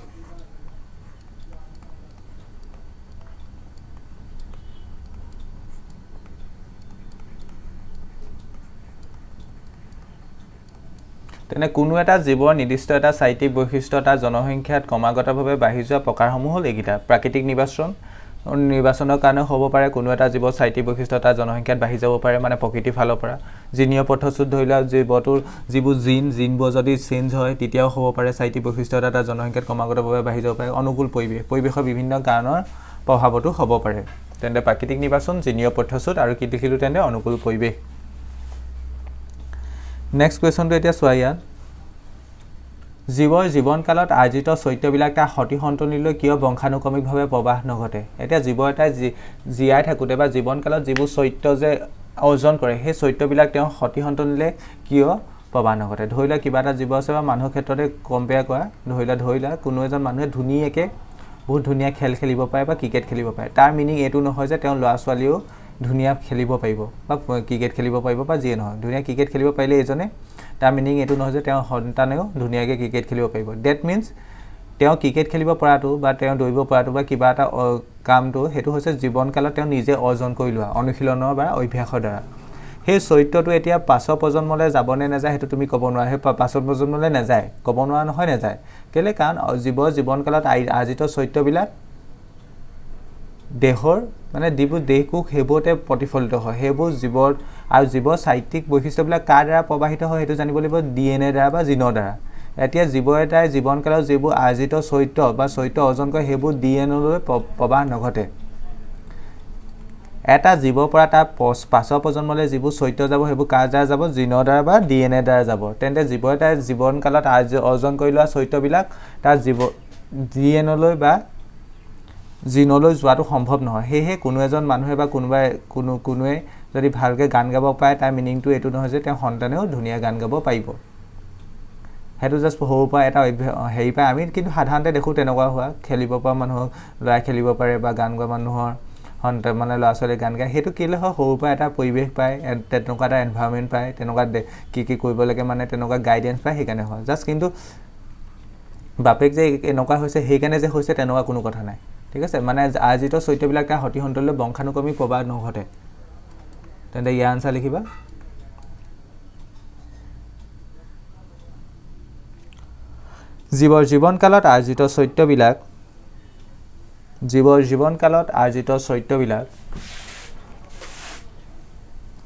জীৱৰ জীৱনকালত আৰ্জিত চৰিত্ৰবিলাকৰ তাৰ সতি সন্ততিলৈ বংশানুক্ৰমিক প্ৰবাহ নঘটে এই কুৱেশ্যনটোকে লিখা জীৱৰ জীৱনকালত আৰ্জিত চৰিত্ৰবিলাকৰ তাৰ সতি সন্ততিলৈ বংশানুক্ৰমিক কিয়টো কাটি দিবা বংশানুক্ৰমিক প্ৰবাহ নঘটে কাৰণ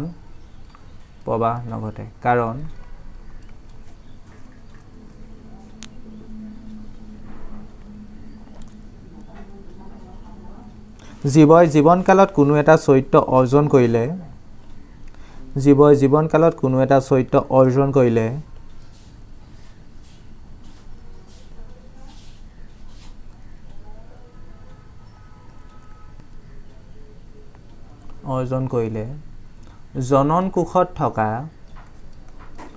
জনন কোষত থকা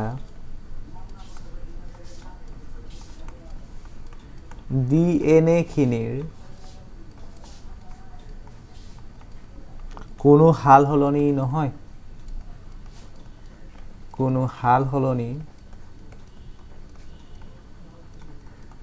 নহয় যিহেতু এটা প্ৰজন্মৰ পৰা পৰৱৰ্তী প্ৰজন্মলৈ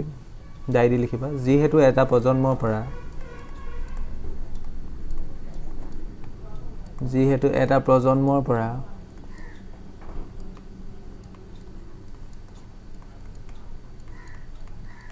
পৰৱৰ্তী প্ৰজন্মলৈ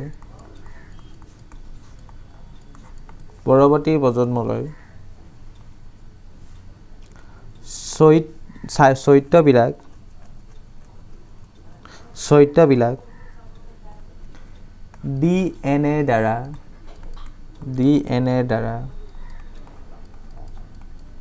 প্ৰবাহ ঘটে সেয়েহে আৰ্জিত চৰিত্ৰবিলাকৰ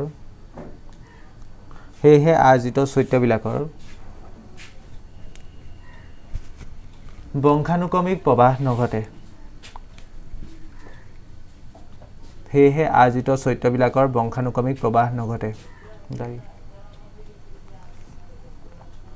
সেয়েহে আৰ্জিত চৰিত্ৰবিলাকৰ বংশানুক্ৰমিক প্ৰবাহ নঘটে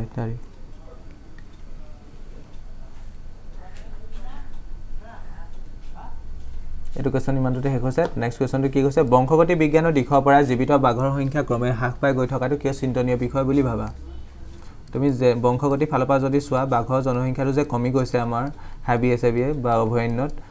সেইটো বংশগতিৰ দিশৰ পৰা কিয় চিন্তনীয় বিষয় সেইটো সুধিছে বাঘৰ কাৰণে লিখা বাঘৰ জনসংখ্যা কমা মানে বাঘৰ জনসংখ্যা কমা মানে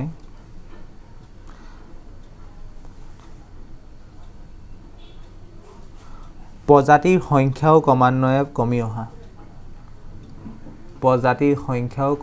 কমি অহা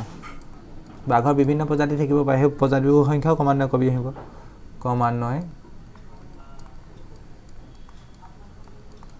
কমি অহা দাবী বাঘৰ জনসংখ্যা কমাৰ ফলত সৃষ্টি হোৱা বাঘৰ জনসংখ্যা কমাৰ ফলত সৃষ্টি হোৱা বৈসাদৃশ্যতাও লাহে লাহে হ্ৰাস পাব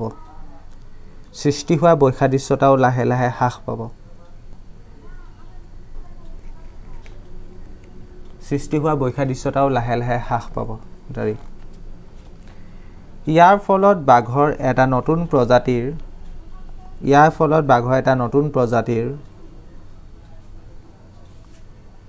উৎপন্ন হোৱাৰ সম্ভাৱনা নাথাকিব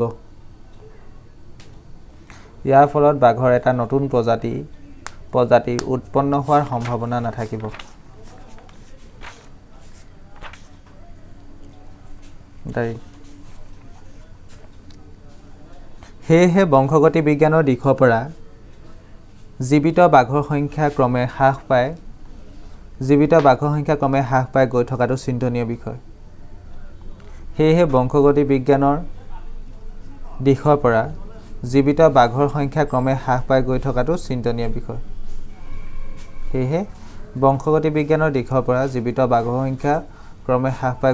চিন্তনীয় বিষয় দাৰি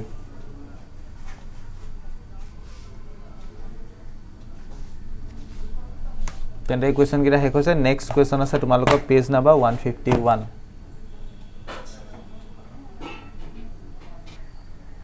তেনে নেক্সট কুৱেশ্যন চোৱা এতিয়া নেক্সট কুৱেশ্যনটো কি কৈছে এটা নতুন পেজ নাম্বাৰ হৈছে 151 এটা নতুন এটা প্ৰজাতিৰ উৎপত্তিৰ কাৰণে কি কি উপাদানে অৰিহণা যোগায় দেখিবা নতুন এটা প্ৰজাতিৰ উৎপত্তিৰ বাবে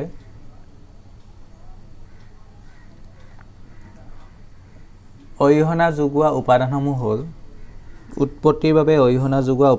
হ'ল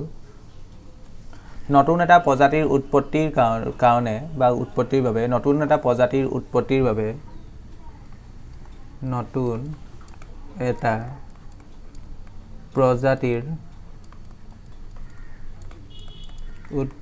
বাবে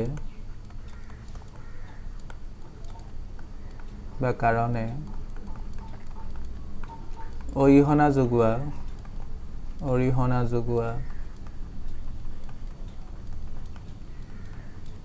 উপাদানসমূহ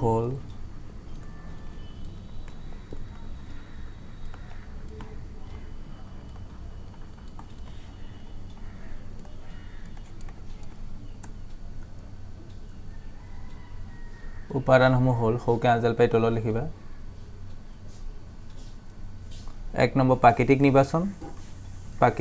প্ৰকৃতিয়ে নিৰ্বাচন কৰিও নতুন প্ৰজাতিৰ সৃষ্টি কৰিব পাৰে প্ৰাকৃতিক নিৰ্বাচন 2 নম্বৰ লিখিবা জিনীয় পদচ্যুত জিনত যদি কিবা চেঞ্জ আহে তাৰ ফলতো নতুন প্ৰজাতিৰ সৃষ্টি হ'ব পাৰে পদচ্যুত নেক্সটটো হ'ল ভৌগোলিক পৃথকীকৰণ ভৌগোলিকভাৱে যদি প্ৰজাতি মানে জীৱসমূহ হেৰি হৈ থাকে বিভাজন হৈ থাকে তাৰ দ্বাৰাও নতুন প্ৰজাতিৰ সৃষ্টি হ'ব পাৰে পৃথকীকৰণ তেনে নতুন এটা প্ৰজাতিৰ উৎপত্তিৰ কাৰণে অৰিহণা যোগোৱা উপাদানসমূহ হ'ল 1 নম্বৰ প্ৰাকৃতিক নিৰ্বাচন 2 নম্বৰ জিনীয় পদচ্যুত 3 নম্বৰ ভৌগোলিক পৃথকীকৰণ ওকে এটা নেক্সট কৈছে স্বপৰাগযোগ ঘটা উদ্ভিদৰ প্ৰজাতিকৰণৰ বাবে ভৌগোলিকভাৱে পৃথকীকৰণ হৈ থকাটো অৱস্থাটো প্ৰধান কাৰণ হ'ব পাৰেনে যদি পাৰে কিয় পাৰে যদি নোৱাৰে কিয় নোৱাৰে মানে স্বপৰাগযোগ মানে কি আছিলে যিটো পৰাগযোগ একেজোপা ফুলৰ মাজতে মানে একেজোপা উদ্ভিদত থকা মানে একেজোপা গছত থকা ফুলৰ মাজতে হ'ব ধৰি লওক এজোপা গছ আছে তাত যিবোৰ ফুল থাকিব সিহঁতৰ মাজতে যিটো পৰাগযোগ হ'ব সেইটো হ'ব স্বপৰাগযোগ এতিয়া তেনেকুৱা গছবোৰ তুমি যদি ভৌগোলিকভাৱে পৃথক কৰি ৰাখা এজোপা গছ ইয়াত ৰাখিছা ধৰি লোৱা এজোপা গছ ইয়াত ৰাখিছা তেতিয়া কিবা ডিফাৰেঞ্চ আহিব জানো সুধিছে পৰাগযোগত কিবা ডিফাৰেঞ্চ আহিব জানো অবভিয়াছলি নাহে কেলে কাৰণ স্বপৰাগযোগ একেজোপা গছতে থকা ফুলবৰ মাজত হয় তেন্তে এজোপা গছ আনজোপাতকৈ ডিফাৰেঞ্চত ৰাখিলে বা ভৌগোলিকভাৱে পৃথক কৰি ৰাখিলে একো ডিফাৰেঞ্চ নাহে কাৰণ স্বপৰাগযোগ একেজোপা গছত থকাৰ মাজতে হ'ব তেন্তে বেলেগ এজোপাৰ পৰা পৃথক কৰি ৰখাটো কাৰণ হ'বই নোৱাৰে তেন্তে লিখিবা স্বপৰাগযোগ ঘটা উদ্ভিদৰ প্ৰজাতিকৰণৰ বাবে স্বপৰাগযোগ ঘটা উদ্ভিদৰ প্ৰজাতিকৰণৰ বাবে মই আকৌ কৈছোঁ কাৰোবাৰ যদি বেছি স্পীড হৈছে ইউটিউবৰ এই ওপৰফালে চালে তিনিটা বটম দেখিবা তাত ক্লিক কৰি দিয়ালৈকে প্লেবেক স্পীড বুলি আহিব সেইটোত ক্লিক কৰি পেলাই স্পীডটো কমাই ল'বা ঠিক আছে কাৰণ মই যদি আৰু ইয়াতকৈ শ্ল' কৰিবলৈ যাম ভিডিঅ'টো বহুত দীঘল হ'ব স্বপৰাগযোগ ঘটা উদ্ভিদৰ প্ৰজাতিকৰণৰ বাবে ভৌগোলিকভাৱে পৃথকীকৰণ হৈ থকা অৱস্থাটো মই এই কুৱেশ্যনৰ পৰা লিখি আছোঁ স্বপৰাগযোগ ঘটা উদ্ভিদৰ প্ৰজাতিকৰণৰ বাবে ভৌগোলিকভাৱে পৃথকীকৰণ হৈ থকা অৱস্থাটো প্ৰধান কাৰণ হ'ব নোৱাৰে প্ৰধান কাৰক হ'ব নোৱাৰে কাৰণ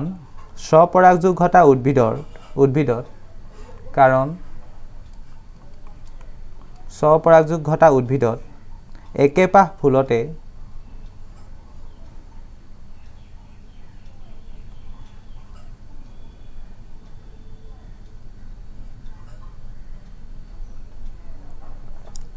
পুংকেশৰৰ পৰা পৰাগৰেণুবিলাক ষ্টিকেশৰৰ গৰ্ভমুণ্ডলৈ স্থানান্তৰিত হয় একেপাহ ফুলতে নিলিখি একেপাহ উদ্ভিদতে লিখা একেজোপা উদ্ভিদৰ ফুলতে কাৰণ স্বপৰাগযোগ ঘটা উদ্ভিদত একেজোপা উদ্ভিদৰ ফুলতে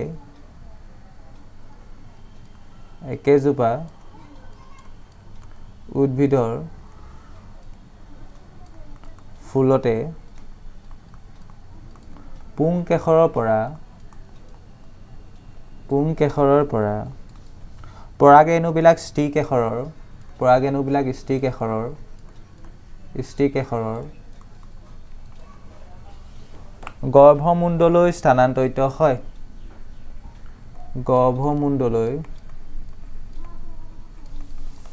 গৰ্ভমুণ্ডলৈ স্থানান্তৰিত হয় গৰ্ভমুণ্ডলৈ কি হয় স্থানান্তৰিত হয় দাঁড়ি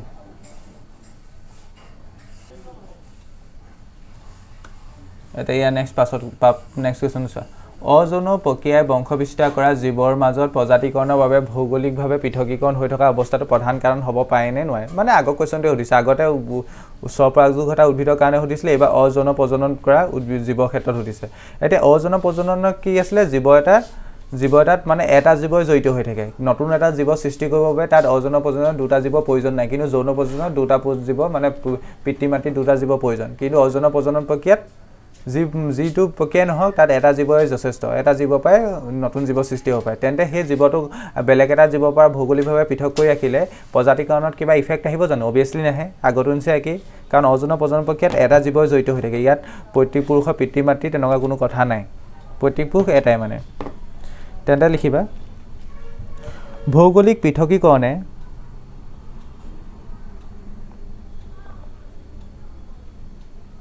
এনেকৈ লিখি ল'বা প্ৰথমতে এনেকৈ লিখি ল'বা অযৌন প্ৰক্ৰিয়াৰে বংশ বিস্তাৰ কৰা জীৱৰ মাজত প্ৰজাতিকৰণৰ বাবে ভৌগোলিকভাৱে পৃথকীকৰণ হৈ থকা অৱস্থাটো প্ৰধান কাৰণ হ'ব নোৱাৰে সেইডোখৰলৈকে লিখি ল'বা প্ৰধান কাৰণ হ'ব নোৱাৰে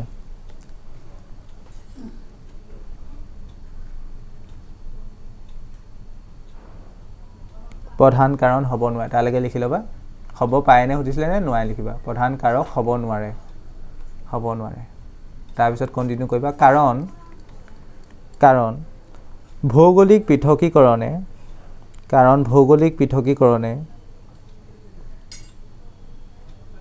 ভৌগোলিক পৃথকীকৰণে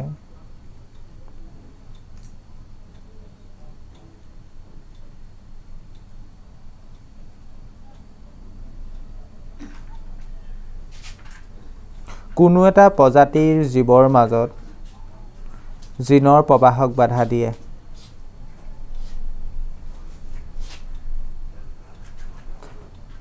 কাৰণ ভৌগোলিক পৃথকীকৰণে কোনো এটা প্ৰজাতিৰ জীৱৰ মাজত জিনৰ প্ৰবাহক বাধা দিয়ে কাৰণ ভৌগোলিক পৃথকীকৰণে কোনো এটা প্ৰজাতিৰ জীৱৰ মাজত জিনৰ প্ৰবাহক বাধা দিয়ে দাৰি কিন্তু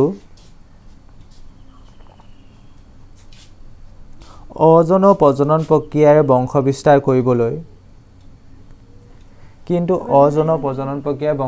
কৰিবলৈ এটা জীৱই যথেষ্ট দাৰি অজন প্ৰজনন প্ৰক্ৰিয়াত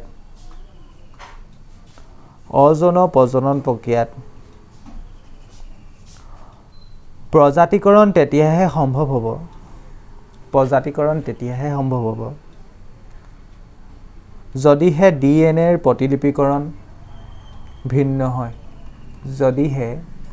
ডিএনএৰ প্ৰতিলিপিকৰণ ভিন্ন হয় দাৰি তেন্তে কোৱেশ্চনটো ইমানতে শেষ হৈছে এটা তেন্তে পেজ নম্বৰ 156 প্ৰথম কোৱেশ্চনটো কি কৈছে চোৱা দুটা প্ৰজাতিৰ মাজত বিবৰ্তন সম্পৰ্ক স্থাপন কৰিবলৈ ব্যৱহাৰ হোৱা সাইটিক বৈশিষ্ট্যৰ এটা উদাহৰণ দিয়া তোমালোকৰ যদি আৰু কাবা লিখোতে স্পিড হয় তোমালোকে ভিডিওটো পোষ্ট কৰিও লিখিব পাৰা হা অলপ তোমালোকৰ টাইম লাগিব কিন্তু তেনেকৈ লিখিব পাৰা পোষ্ট কৰি লিখি দিবা লিখা আনসাৰ লিখা দুটা প্ৰজাতিৰ মাজত বিবৰ্তন সম্পৰ্ক স্থাপন কৰিবলৈ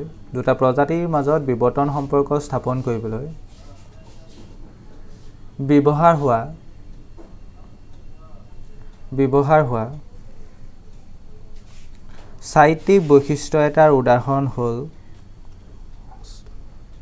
সাইটিক বৈশিষ্ট্য এটাৰ উদাহৰণ হ'ল সমসংস্থ অংগ বা সমসংস্থ চৈত্য লিখিবা সমসংস্থ চৈত্য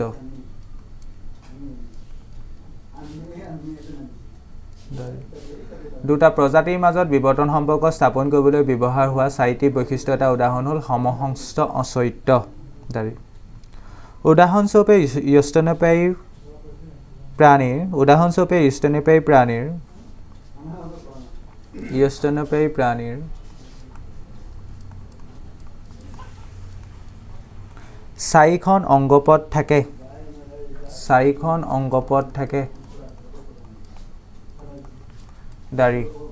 চাৰিখন অংগপদ থাকে দাৰি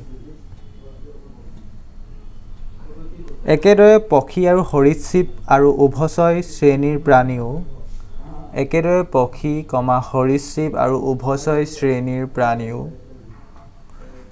প্ৰাণীও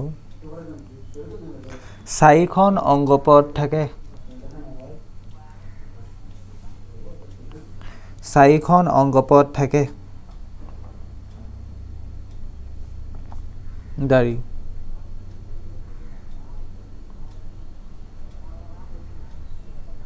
এই অংগপদবোৰৰ গঠন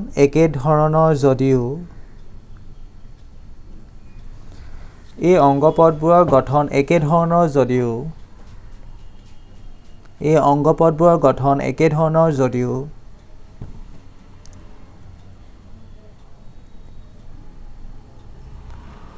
ইয়াৰ দ্বাৰা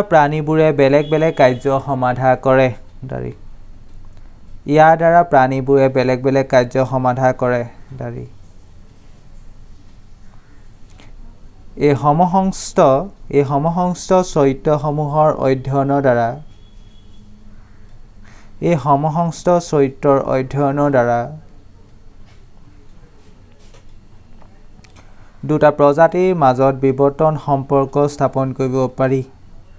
এই সমসংস্থ চৰিত্ৰৰ অধ্যয়নৰ দ্বাৰা দুটা প্ৰজাতিৰ মাজত বিবৰ্তন সম্পৰ্ক স্থাপন কৰিব পাৰি দাৰিতিয়া তেন্তে এই কোৱেশ্চনটো হ'ল আমাক সুধিছে দুটা প্ৰজাতিৰ মাজত বিবৰ্তন সম্পৰ্ক স্থাপন কৰিবলৈ ব্যৱহাৰ কৰিব পৰা এটা সাইটিক বৈশিষ্ট্য নাম কি সমসংস্থ চৰিত্ৰ এতিয়া সমসংস্থ চৰিত্ৰত কি হয় গঠনটো একেই হয় কিন্তু কাৰ্যবোৰ কি হয় বেলেগ বেলেগ হয় আৰু হেতুকে আমি লিখিছো এটা পখিলাৰ পাখি আৰু বাদুলি দেউকাক সমসংস্থ অংগ বুলি ক'ব পাৰিবানে কিয় পাৰি আৰু কিয় নোৱাৰি লিখা পখিলাৰ পাখি আৰু বাদুলিৰ দেউকা সমসংস্থ অংগ নহয় সমসংস্থ অংগ নহয় সমসংস্থ অংগ নহয় কাৰণ পখিলাৰ পাখি আৰু বাদুলিৰ দেউকাৰ কাৰ্য একেই কাৰণ পখিলাৰ পাখি আৰু বাদুলিৰ দেউকাৰ কাৰ্য একেই কিন্তু ইহঁতৰ গঠন প্ৰক্ৰিয়া বেলেগ বেলেগ কিন্তু ইহঁতৰ গঠন প্ৰক্ৰিয়া বেলেগ বেলেগ দাৰি বাদুলিৰ দেউকা হাড়েৰে গঠিত বাদুলিৰ দেউকা হাড়েৰে গঠিত কিন্তু পখিলাৰ পাখি হাড়েৰে গঠিত নহয় কিন্তু পখিলাৰ পাখি হাড়েৰে গঠিত নহয় দাৰি এতিয়া সমসংস্থ মানে যিবোৰ অংগ উৎপত্তিটো একেই কিন্তু সিহঁতৰ কামবোৰ বেলেগ বেলেগ কিন্তু পখিলাৰ পাখি আৰু বাদুলিৰ দেউকাৰ সমসংস্থ অংগ বুলি ক'ব নোৱাৰি কাৰণ ইহঁতৰ উৎপত্তিটো একেই নহয় মানে গঠনটো একেই নহয় কিন্তু কামকেইটা একেই মানে এইকেইটা ক'ব পাৰি সমবৃত্তিক অংগ মানে পখিলা পাখি আৰু বাদুলিৰ দেউকা দুটা উৰণ কাৰ্যতে ইউজ হয় তেন্তে পখিলা পাখি আৰু বাদুলিৰ দেউকা সমবৃত্তিক অংগ নট সমসংস্থ অংগ ক্লিয়াৰ এটা নেক্সট কুৱেশ্যন জীৱাশ্মসমূহ কি বিৱৰ্তন সম্পৰ্কে জীৱাশ্মসমূহে আমাক কি কয় এই কুৱেশ্যনটো ইম্পৰ্টেণ্ট কুৱেশ্যন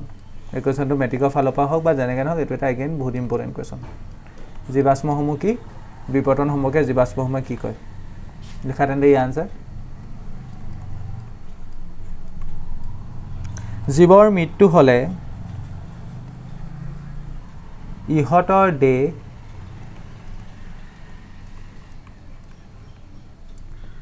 গেলি পচি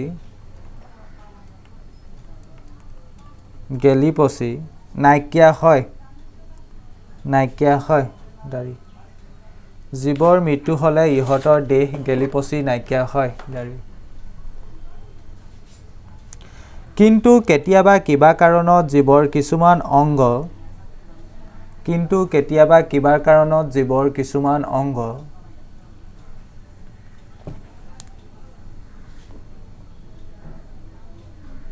পৰিৱেশত সম্পূৰ্ণভাৱে গেলি পচি নাইকিয়া হৈ নাযায় দাৰি পৰিৱেশত সম্পূৰ্ণভাৱে গেলি পচি নাইকিয়া হৈ নাযায় দাৰি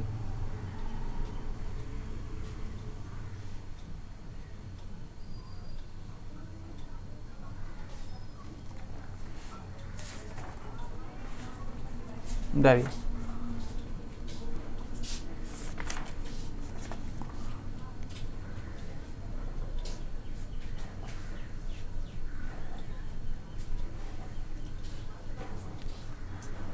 পৰিৱেশতে এনে মৃত জীৱদেহটোৰ অৱশিষ্ট থাকি যায় পৰিৱেশতে এনে মৃত জীৱদেহটোৰ অৱশিষ্ট থাকি যায়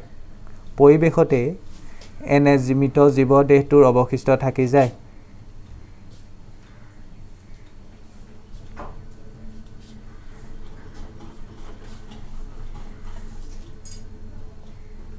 দাৰি জীৱদেহৰ এনে অৱশিষ্টকে জীৱাশ্ম বোলে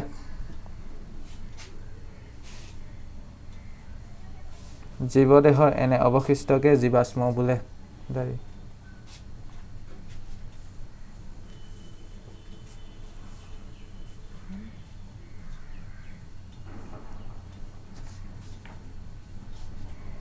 জীৱদেহৰ এনে অৱশিষ্টকে জীৱাশ্ম বোলে দাৰি তেনে প্ৰথম পেৰেগ্ৰাফটো জীৱাশ্ম কি সেই পেৰেগ্ৰাফটো শেষ হৈছে প্ৰথম পইণ্টটো নেক্সট বিৱৰ্তন সম্পৰ্কে জীৱাশ্মসমূহে কি কয় আমাক কি কয় এতিয়া পেৰেগ্ৰাফ চেঞ্জ কৰি লিখা জীৱাশ্ম অধ্যয়নে জীৱৰ বিৱৰ্তনৰ সাক্ষ্য বহন কৰে পেৰেগ্ৰাফ চেঞ্জ কৰি লিখিবা হা জীৱৰ বিৱৰ্তনৰ সাক্ষ্য বহন কৰে দাৰি জীৱাশ্ম অধ্যয়নৰ দ্বাৰা ভিন্ন জীৱসমূহৰ মাজত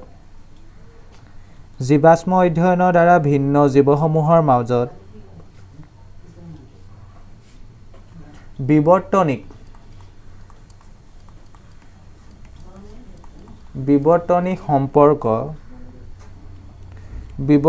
সম্পৰ্ক স্থাপন কৰিব পাৰি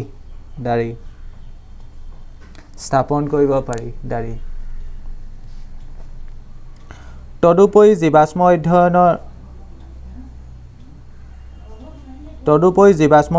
দ্বাৰা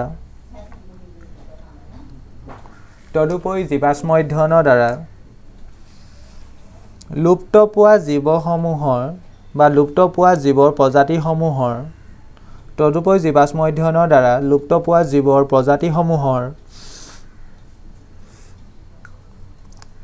অস্তিত্বৰ সম্পৰ্কে জানিব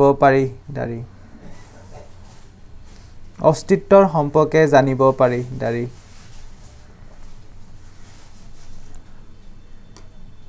কোনো এটা আদিম জীৱৰ বিৱৰ্তনৰ ফলত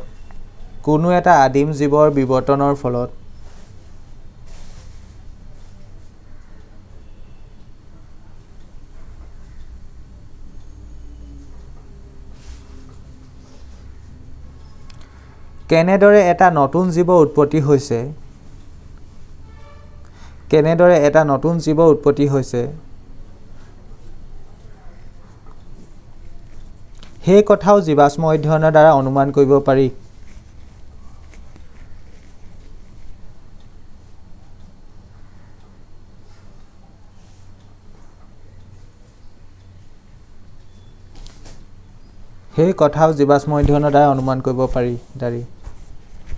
এক কথাত জীৱাশ্মই আদিম জীৱৰ লগত আধুনিক জীৱসমূহৰ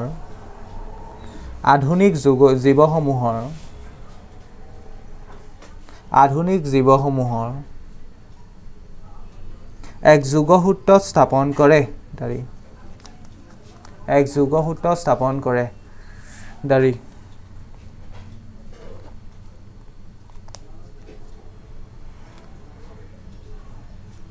লিখিবা বিৱৰ্তন সম্পৰ্কে জীৱাশ্মই নিম্নোক্ত তথ্যবোৰ বহন কৰে ওকে আনসাৰ পাই তলত লিখিবা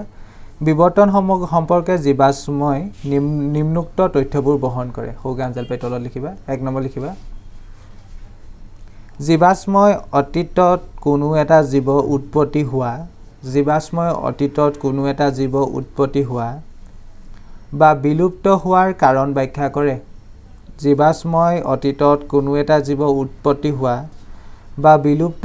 কাৰণ ব্যাখ্যা কৰে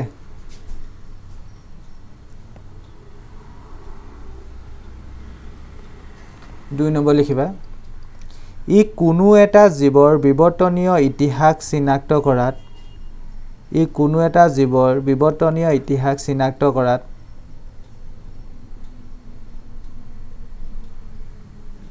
সহায় কৰে 3 নম্বৰ লিখিবা জীৱাশ্মই দুটা প্ৰজাতিৰ মাজত সংযোগ স্থাপনৰ ইংগিত দিয়ে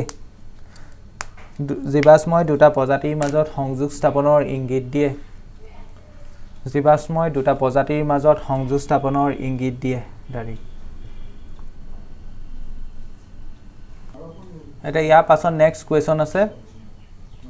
পেজ 158 প্ৰথম কোৱেশ্চনটোত কৈছে বিভিন্ন মানুহৰ আকৃতি বৰণ আৰু অবয়ব ভিন্ন যদিও একেটা প্ৰজাতি অন্তৰ্ভুক্ত কিয় কাৰণ বিভিন্ন মানুহৰ আকৃতি বৰণ আৰু অবয়ব ভিন্ন হ'ব পাৰে কিন্তু মানুহে নিজৰ মাজতে প্ৰজনন কৰিব পাৰে বা মানুহৰ যিবোৰ ডিএনএ প্ৰত্যেকবোৰ মানুহৰ ডিএনএ মানে ক্ৰমটো একে ধৰণৰ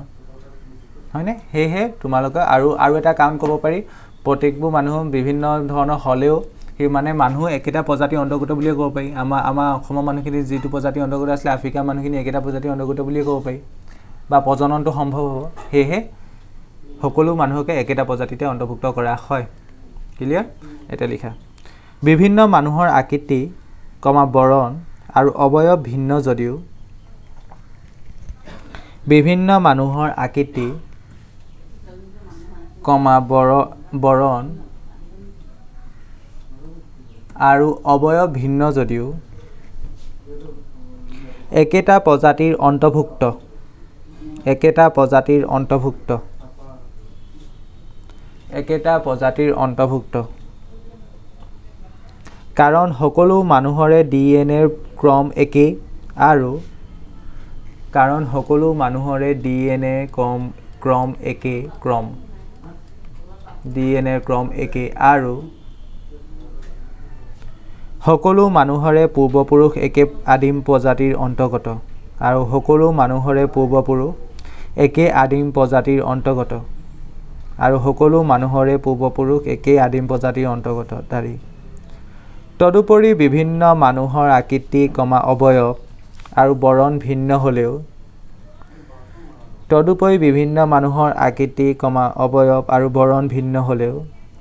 মানুহে নিজৰ মাজতে বংশ বিস্তাৰ কৰিব পাৰে দাৰি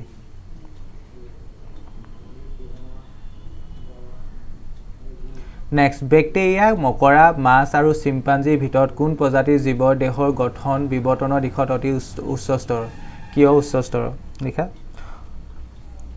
উক্ত জীৱসমূহৰ ভিতৰত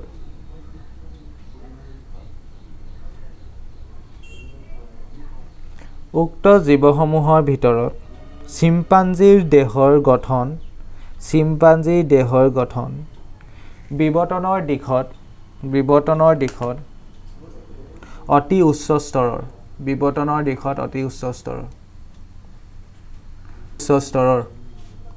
উচ্চস্তৰৰ দাৰি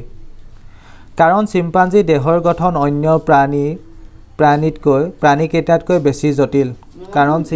দেহৰ গঠন অন্য প্ৰাণীকেইটাতকৈ বেছি জটিল দাৰি এই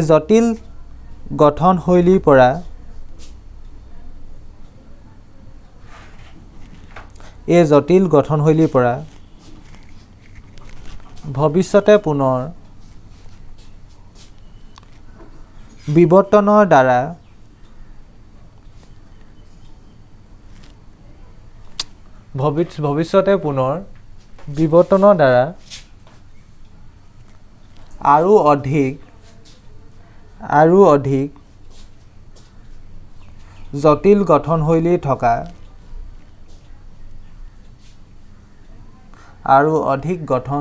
আৰু অধিক জটিল গঠনশৈলী থকা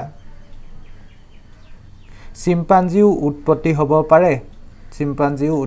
পাৰে দাৰি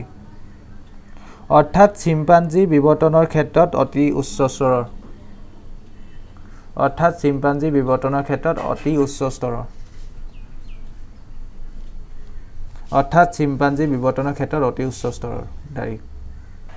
এতিয়া তেন্তে প্ৰশ্নাৱলী কুৱেশ্যনখিনি শেষ হ'ল এতিয়া আহা অনুশীলনী কুৱেশ্যনলৈ অনুশীলনী প্ৰথম কুৱেশ্যনটোত কৈছে মেণ্ডেলৰ পৰীক্ষা মতে মটৰ মাহৰ ওখ গছৰ সৈতে বেঙুনীয়া ফুল আৰু চাপৰ গছৰ সৈতে বগা ফুল এই দুটাৰ মাজত সংকৰণ ঘটোৱা হ'ল উৎপাদিত গছবোৰ বেঙুনীয়া ফুল হ'ল যদিও আধা সংখ্যক মটৰ মাহ চাপৰ গছৰ হ'ল ইয়াৰ আভাসত প্ৰতিপুৰুষৰ মটৰ মাহৰ গছৰ লগত তলৰ কোনটো জিনীয় সংযুক্তি বৰ্ণনা কৰিব পাৰা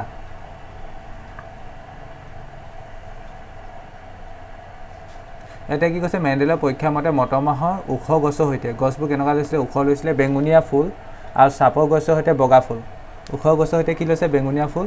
আৰু চাপৰ গছৰ সৈতে বগা ফুল ওখ কিহে বুজায় কেপিটেল টি চিটি চাপক স্মল টি এই দুইজোপা গছৰ মাজত সংকৰণ ঘটোৱা হ'ল উৎপাদিত গছবোৰ বেঙুনীয়া ফুলৰ হ'ল যদিও আধা সংখ্যক মটৰ মাহৰ গছ চাপৰ হ'ল গোটেইখিনি বেঙুনীয়া হ'ল যদিহে তুমি বেঙুনীয়া ডাব্লিউত লিখা মানে গোটেইখিনি বেঙুনীয়া হ'ল তেনে ডাব্লিউ হ'ব আৰু আধা সংখ্যক মটৰ মাহৰ গছ চাপৰ হ'ল আধা সংখ্যক চাপৰ হ'ল মানে তাত কিছুমান ওখ হ'ল আৰু কিছুমান কি হ'ল চাপৰ হ'ল তাৰ মিনিংটো কি তাৰ যিটো প্ৰতিপুৰুষ আছিলে তাত ওখ চৰিত্ৰটো আছিলে চাপৰ চৰিত্ৰটো আছিলে তেন্তে অপশ্যনটো কোনটো হ'ব ওখ চৰিত্ৰ চাপৰ চৰিত্ৰ থকা আৰু দুইটা বেঙুনীয়া হোৱা অপশ্যন কোনটো আছে চি নেক্সটটো হ'ল সমসংস্থ অংগৰ এটা উদাহৰণ দিয়া আমাৰ বাহু আৰু কুকুৰৰ আগঠেং আমাৰ দাঁত আৰু হাতীৰ দাঁত আলু আৰু ঘাঁহৰ শিপা ওপৰৰ আটাইকেইটা ঠিক আছে অপশ্যন কোনটো হ'ব ডিটো ওপৰৰ আটাইকেইটা গোটেইকেইটা সমসংস্থ অংগ সমসংস্থ মানে গঠন একে কিন্তু কাম বেলেগ বেলেগ বিবৰ্তনৰ লগত তলৰ কোনটো সাধাৰণভাৱে জড়িত বিবৰ্তনৰ লগত এজন চীনা স্কুলীয়া ছাত্ৰ এটা চিম্পাঞ্জী মকৰা আৰু এটা বেক্টেৰিয়া ইয়াৰ অপচনটো হৈছে অপচন এ এজন চীনা স্কুলীয়া ছাত্ৰ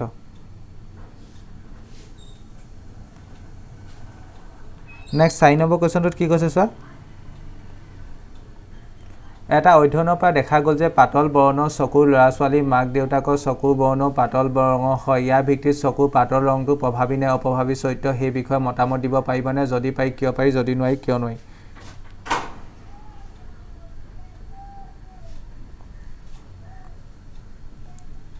চকুৰ পাতল চৰিত্ৰটো চকুৰ পাতল ৰংটো প্ৰভাৱী নে অপ্ৰভাৱী চৰিত্ৰ সেই সম্পৰ্কে আনসাৰ লিখা চকুৰ পাতল ৰংটো প্ৰভাৱী নে অপ্ৰভাৱী চৰিত্ৰ সেই সম্পৰ্কে প্ৰদত্ত তথ্যৰ পৰা মতামত দিব নোৱাৰি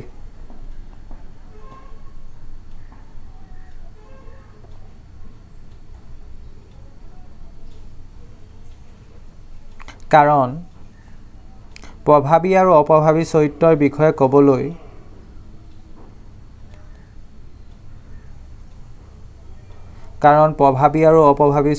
বিষয়ে ক'বলৈ কমেও তিনিটা পুৰুষৰ তথ্য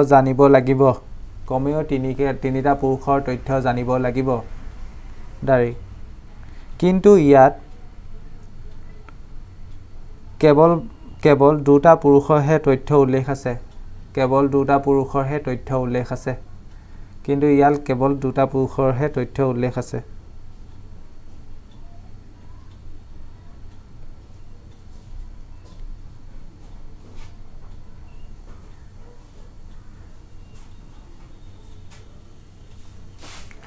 নেক্সট বিবৰ্তন আৰু শ্ৰেণীবিভাজনৰ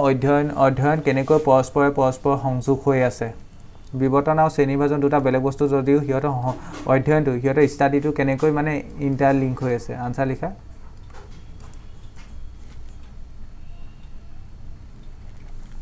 বিবৰ্তন আৰু শ্ৰেণীবিভাজনৰ অধ্যয়নৰ মাজত ওতঃপ্ৰোত সম্পৰ্ক আছে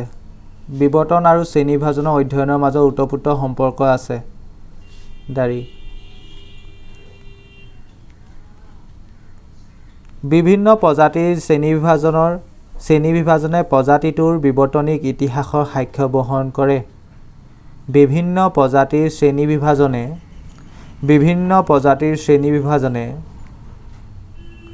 প্ৰজাতিটোৰ বিবৰ্তনিক ইতিহাসৰ সাক্ষ্য বহন কৰে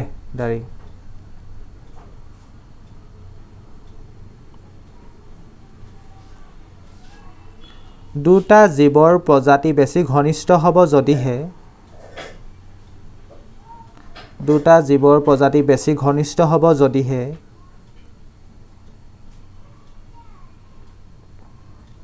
সিহঁতৰ মাজত বেছি উমৈহতীয়া সম্পৰ্ক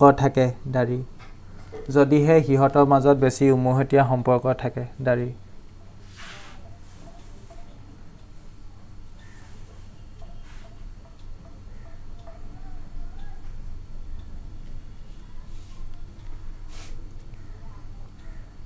এনে জীৱসমূহক শ্ৰেণীবিভাজনৰ প্ৰক্ৰিয়াত একেটা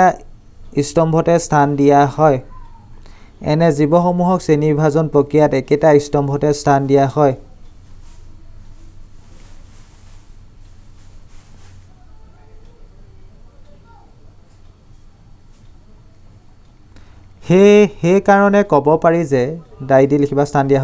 সেইকাৰণে ক'ব পাৰি যে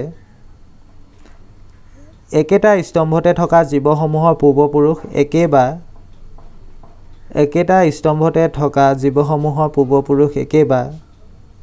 সিহঁতৰ বিবৰ্তনিক ইতিহাস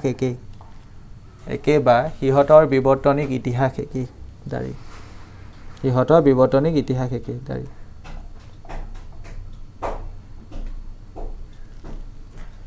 নেক্সট কুৱেশ্যন উদাহৰণসহ সমষ্টি আৰু সমভিত্তিক অংগৰ বিষয়ে লিখা সমষ্টি মানে কি যিবোৰ অংগৰ গঠন একে কিন্তু কাম বেলেগ বেলেগ সমভিত্তি মানে যিবোৰ গঠন বেলেগ কাম একে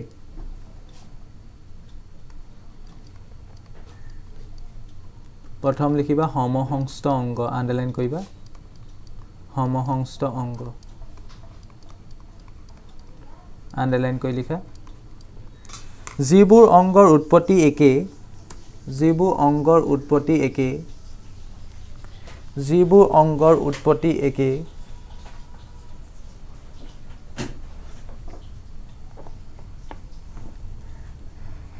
যিবোৰ অংগৰ উৎপত্তি একে কিন্তু প্ৰত্যেকেই বেলেগ বেলেগ কাৰ্য সমাধা কৰে,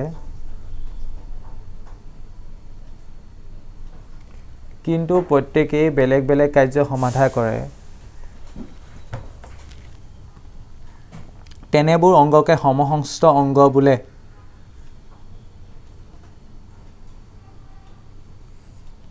তেনেবোৰ অংগকে সমসংস্থ অংগ বোলে। তেনেবোৰ অংগকে সমসংস্থ অংগ বোলে।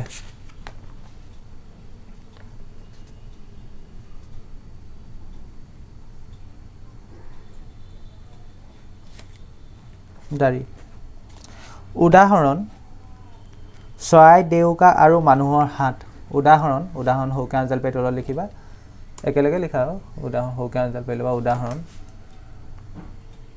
কি লিখিবা? উদাহৰণ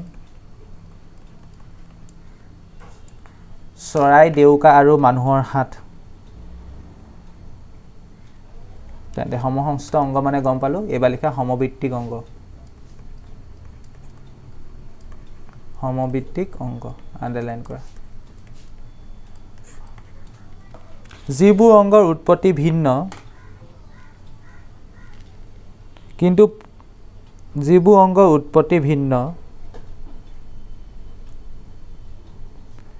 কিন্তু প্ৰত্যেকেই একে কাৰ্য সমাধা কৰে, যিবোৰ অংগৰ উৎপত্তি ভিন্ন কিন্তু প্ৰত্যেকেই একে কাৰ্য সমাধা কৰে, তেনেবোৰ অংগকে সমভিত্তিক অংগ বোলা হয়। তেনেবোৰ অংগকে সমভিত্তিক অংগ বোলা হয়।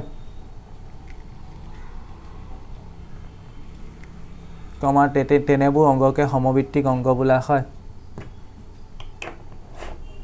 তেনেবোৰ অংগকে সমভিত্তিক অংগ বোলা হয়।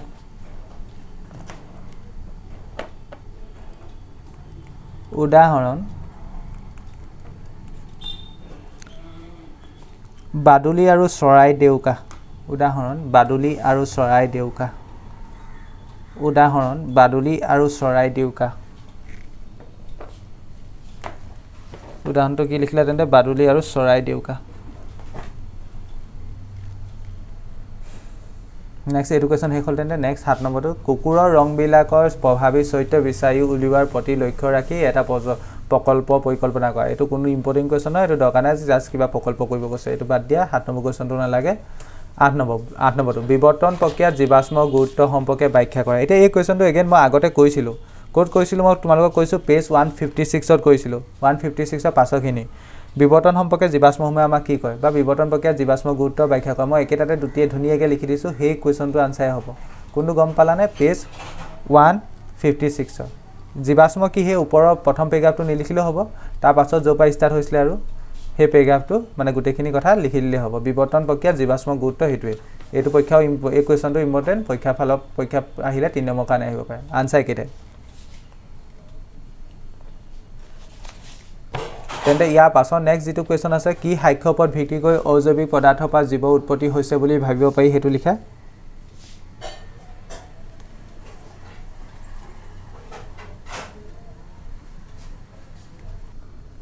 নেক্সট লিখা এতিয়া তেন্তে কি সাক্ষ্যৰ ওপৰত ভিত্তি কৰি অজৈৱিক পদাৰ্থৰ পৰা জীৱৰ উৎপত্তি হৈছে বুলি ভাবিব পাৰি। আনচাৰ লিখা।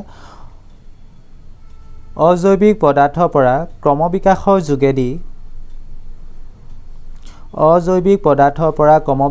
যোগেদি জীৱৰ উৎপত্তি হৈছিল বুলি বহুতো বিজ্ঞানীয়ে মত পোষণ কৰে। জীৱৰ উৎপত্তি হৈছিল বুলি বহুতো বিজ্ঞানীয়ে মত পোষণ কৰে।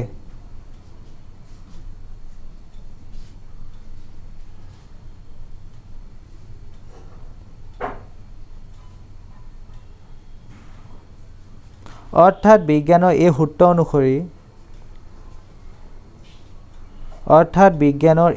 অনুসৰি কিছুমান সৰল অজৈৱিক পদাৰ্থৰ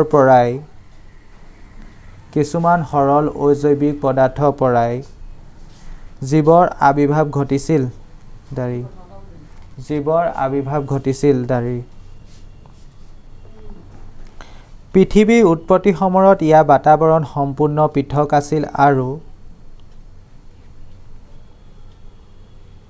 পৃথিৱীৰ উৎপত্তিৰ সময়ত ইয়াৰ বাতাবৰণ সম্পূৰ্ণ পৃথক আছিল আৰু বিভিন্ন ৰাসায়নিক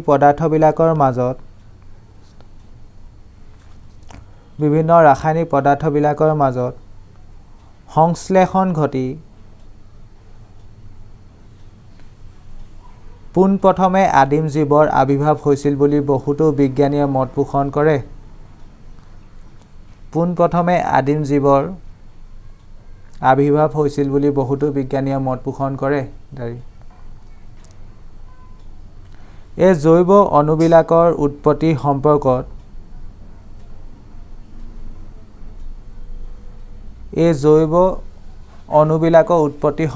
ব্যাখ্যা দাঙি ধৰিবলৈ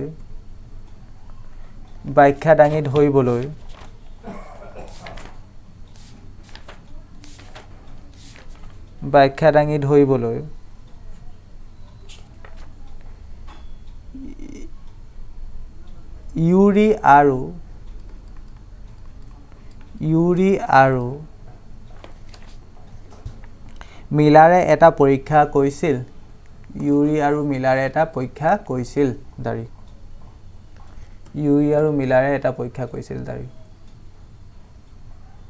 So next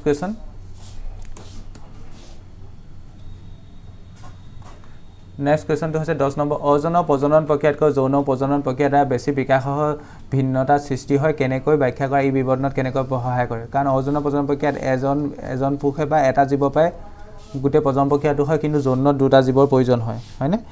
লিখা অজনৰ প্ৰজনন প্ৰক্ৰিয়াতকৈ যৌন প্ৰজনন প্ৰক্ৰিয়া দ্বাৰা বেছি বিকাশৰ ভিন্নতাৰ সৃষ্টি হয় মানে একচুয়ালি এক কোৱেশ্চন এটো হলেকে অজনৰ প্ৰজনন প্ৰক্ৰিয়াতকৈ যৌন প্ৰজনন প্ৰক্ৰিয়া দ্বাৰা বেছি বিকাশৰ ভিন্নতাৰ সৃষ্টি হয় কাৰণ যৌন প্ৰজনন প্ৰক্ৰিয়াত দুটা জীৱৰ জনন কোষৰ মিলন ঘটে দাৰি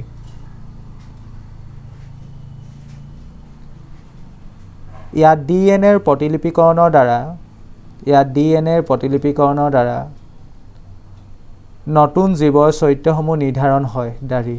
নতুন জীৱৰ চৰিত্ৰসমূহ নিৰ্ধাৰণ হয় দাৰি হে যৌন প্ৰজননৰ দ্বাৰা বেছি বিকাশৰ ভিন্নতাৰ সৃষ্টি হয়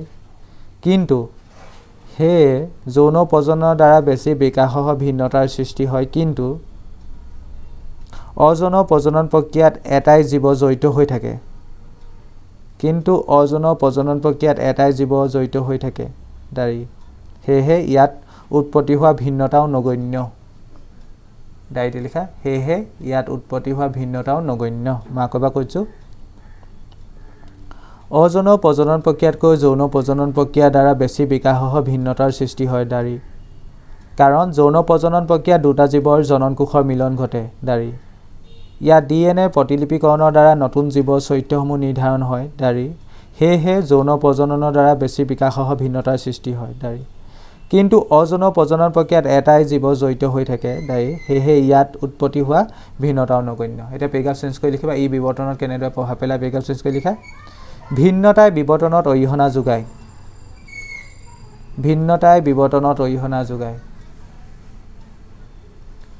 দাৰি যৌন প্ৰজননৰ দ্বাৰা বেছি বিকাশৰ ভিন্নতাৰ সৃষ্টি হয়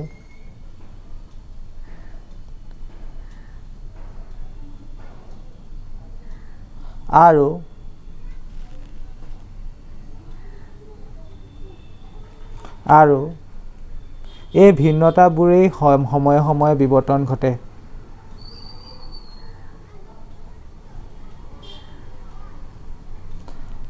আৰু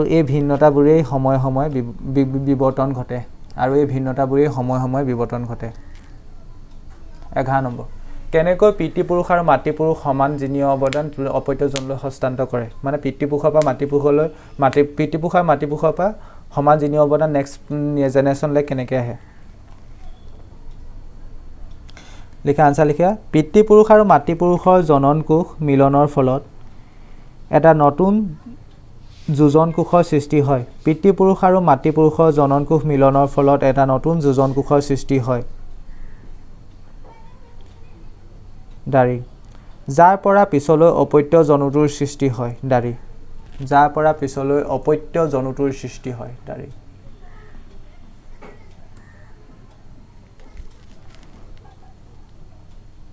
এই যোজন কোষত পিতৃপুৰুষ আৰু মাতৃপুৰুষৰ সমান জিনীয় অৱদান থাকে এই যোজন কোষত পিতৃপুৰুষ আৰু মাতৃপুৰুষৰ সমান জিনীয় অৱদান থাকে আৰু দুয়োফালৰ পৰা সমান সংখ্যক ক্ৰমজমৰ পৰিবহন ঘটে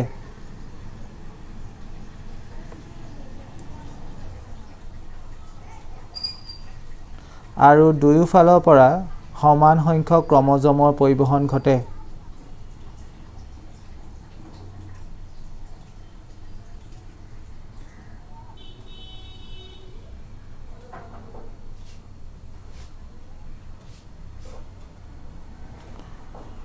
আৰু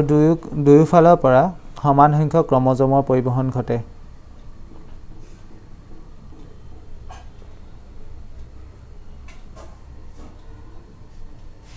দাৰি নেক্সট কোৱেশ্চন কোনো এটা প্ৰজাতিৰ জীৱক ভিন্নতাহে আবাদীত জীয়াই থাকিবৰ বাবে সুবিধা কৰি তোলে এই উক্তিৰ সৈতে একমত নে যদি একমত কিয় একমত যদি নহয় কিয় একমত নহয় লিখা প্ৰদত্ত উক্তিৰ সৈতে একমত হয় দাৰি দিবা প্ৰদত্ত উক্তিৰ সৈতে একমত হয় দাৰি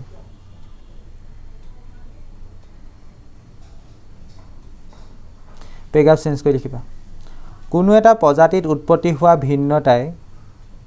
জীৱটোক আবাদীত জীয়াই থাকিবৰ বাবে কোনো এটা প্ৰজাতিত উৎপত্তি হোৱা ভিন্নতাই জীৱটোক আবাদীত জীয়াই থাকিবৰ বাবে সুবিধা কৰি দিয়ে দাৰি সুবিধা কৰি দিয়ে দাৰি পৰিৱেশৰ বিভিন্ন প্ৰতিকূল অৱস্থাত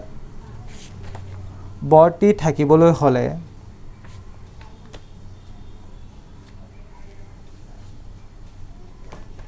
জীৱসমূহৰ মাজত বিভিন্ন চৰিত্ৰক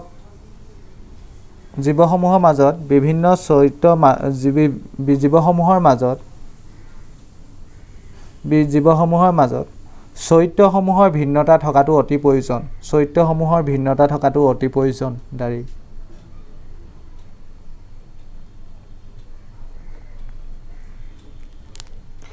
দাৰি উদাহৰণস্বৰূপে পানীৰ উষ্ণতা বঢ়াই দিলে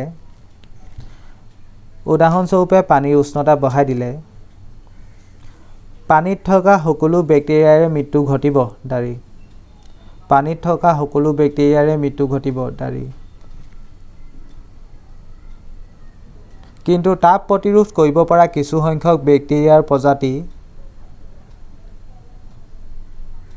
কিন্তু তাপ প্ৰতিৰোধ কৰিব পৰা কিছু সংখ্যক বেক্টেৰিয়াৰ প্ৰজাতি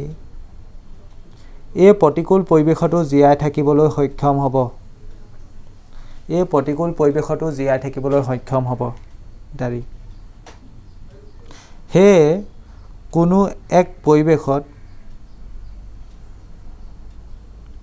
সেয়ে কোনো এক পৰিৱেশত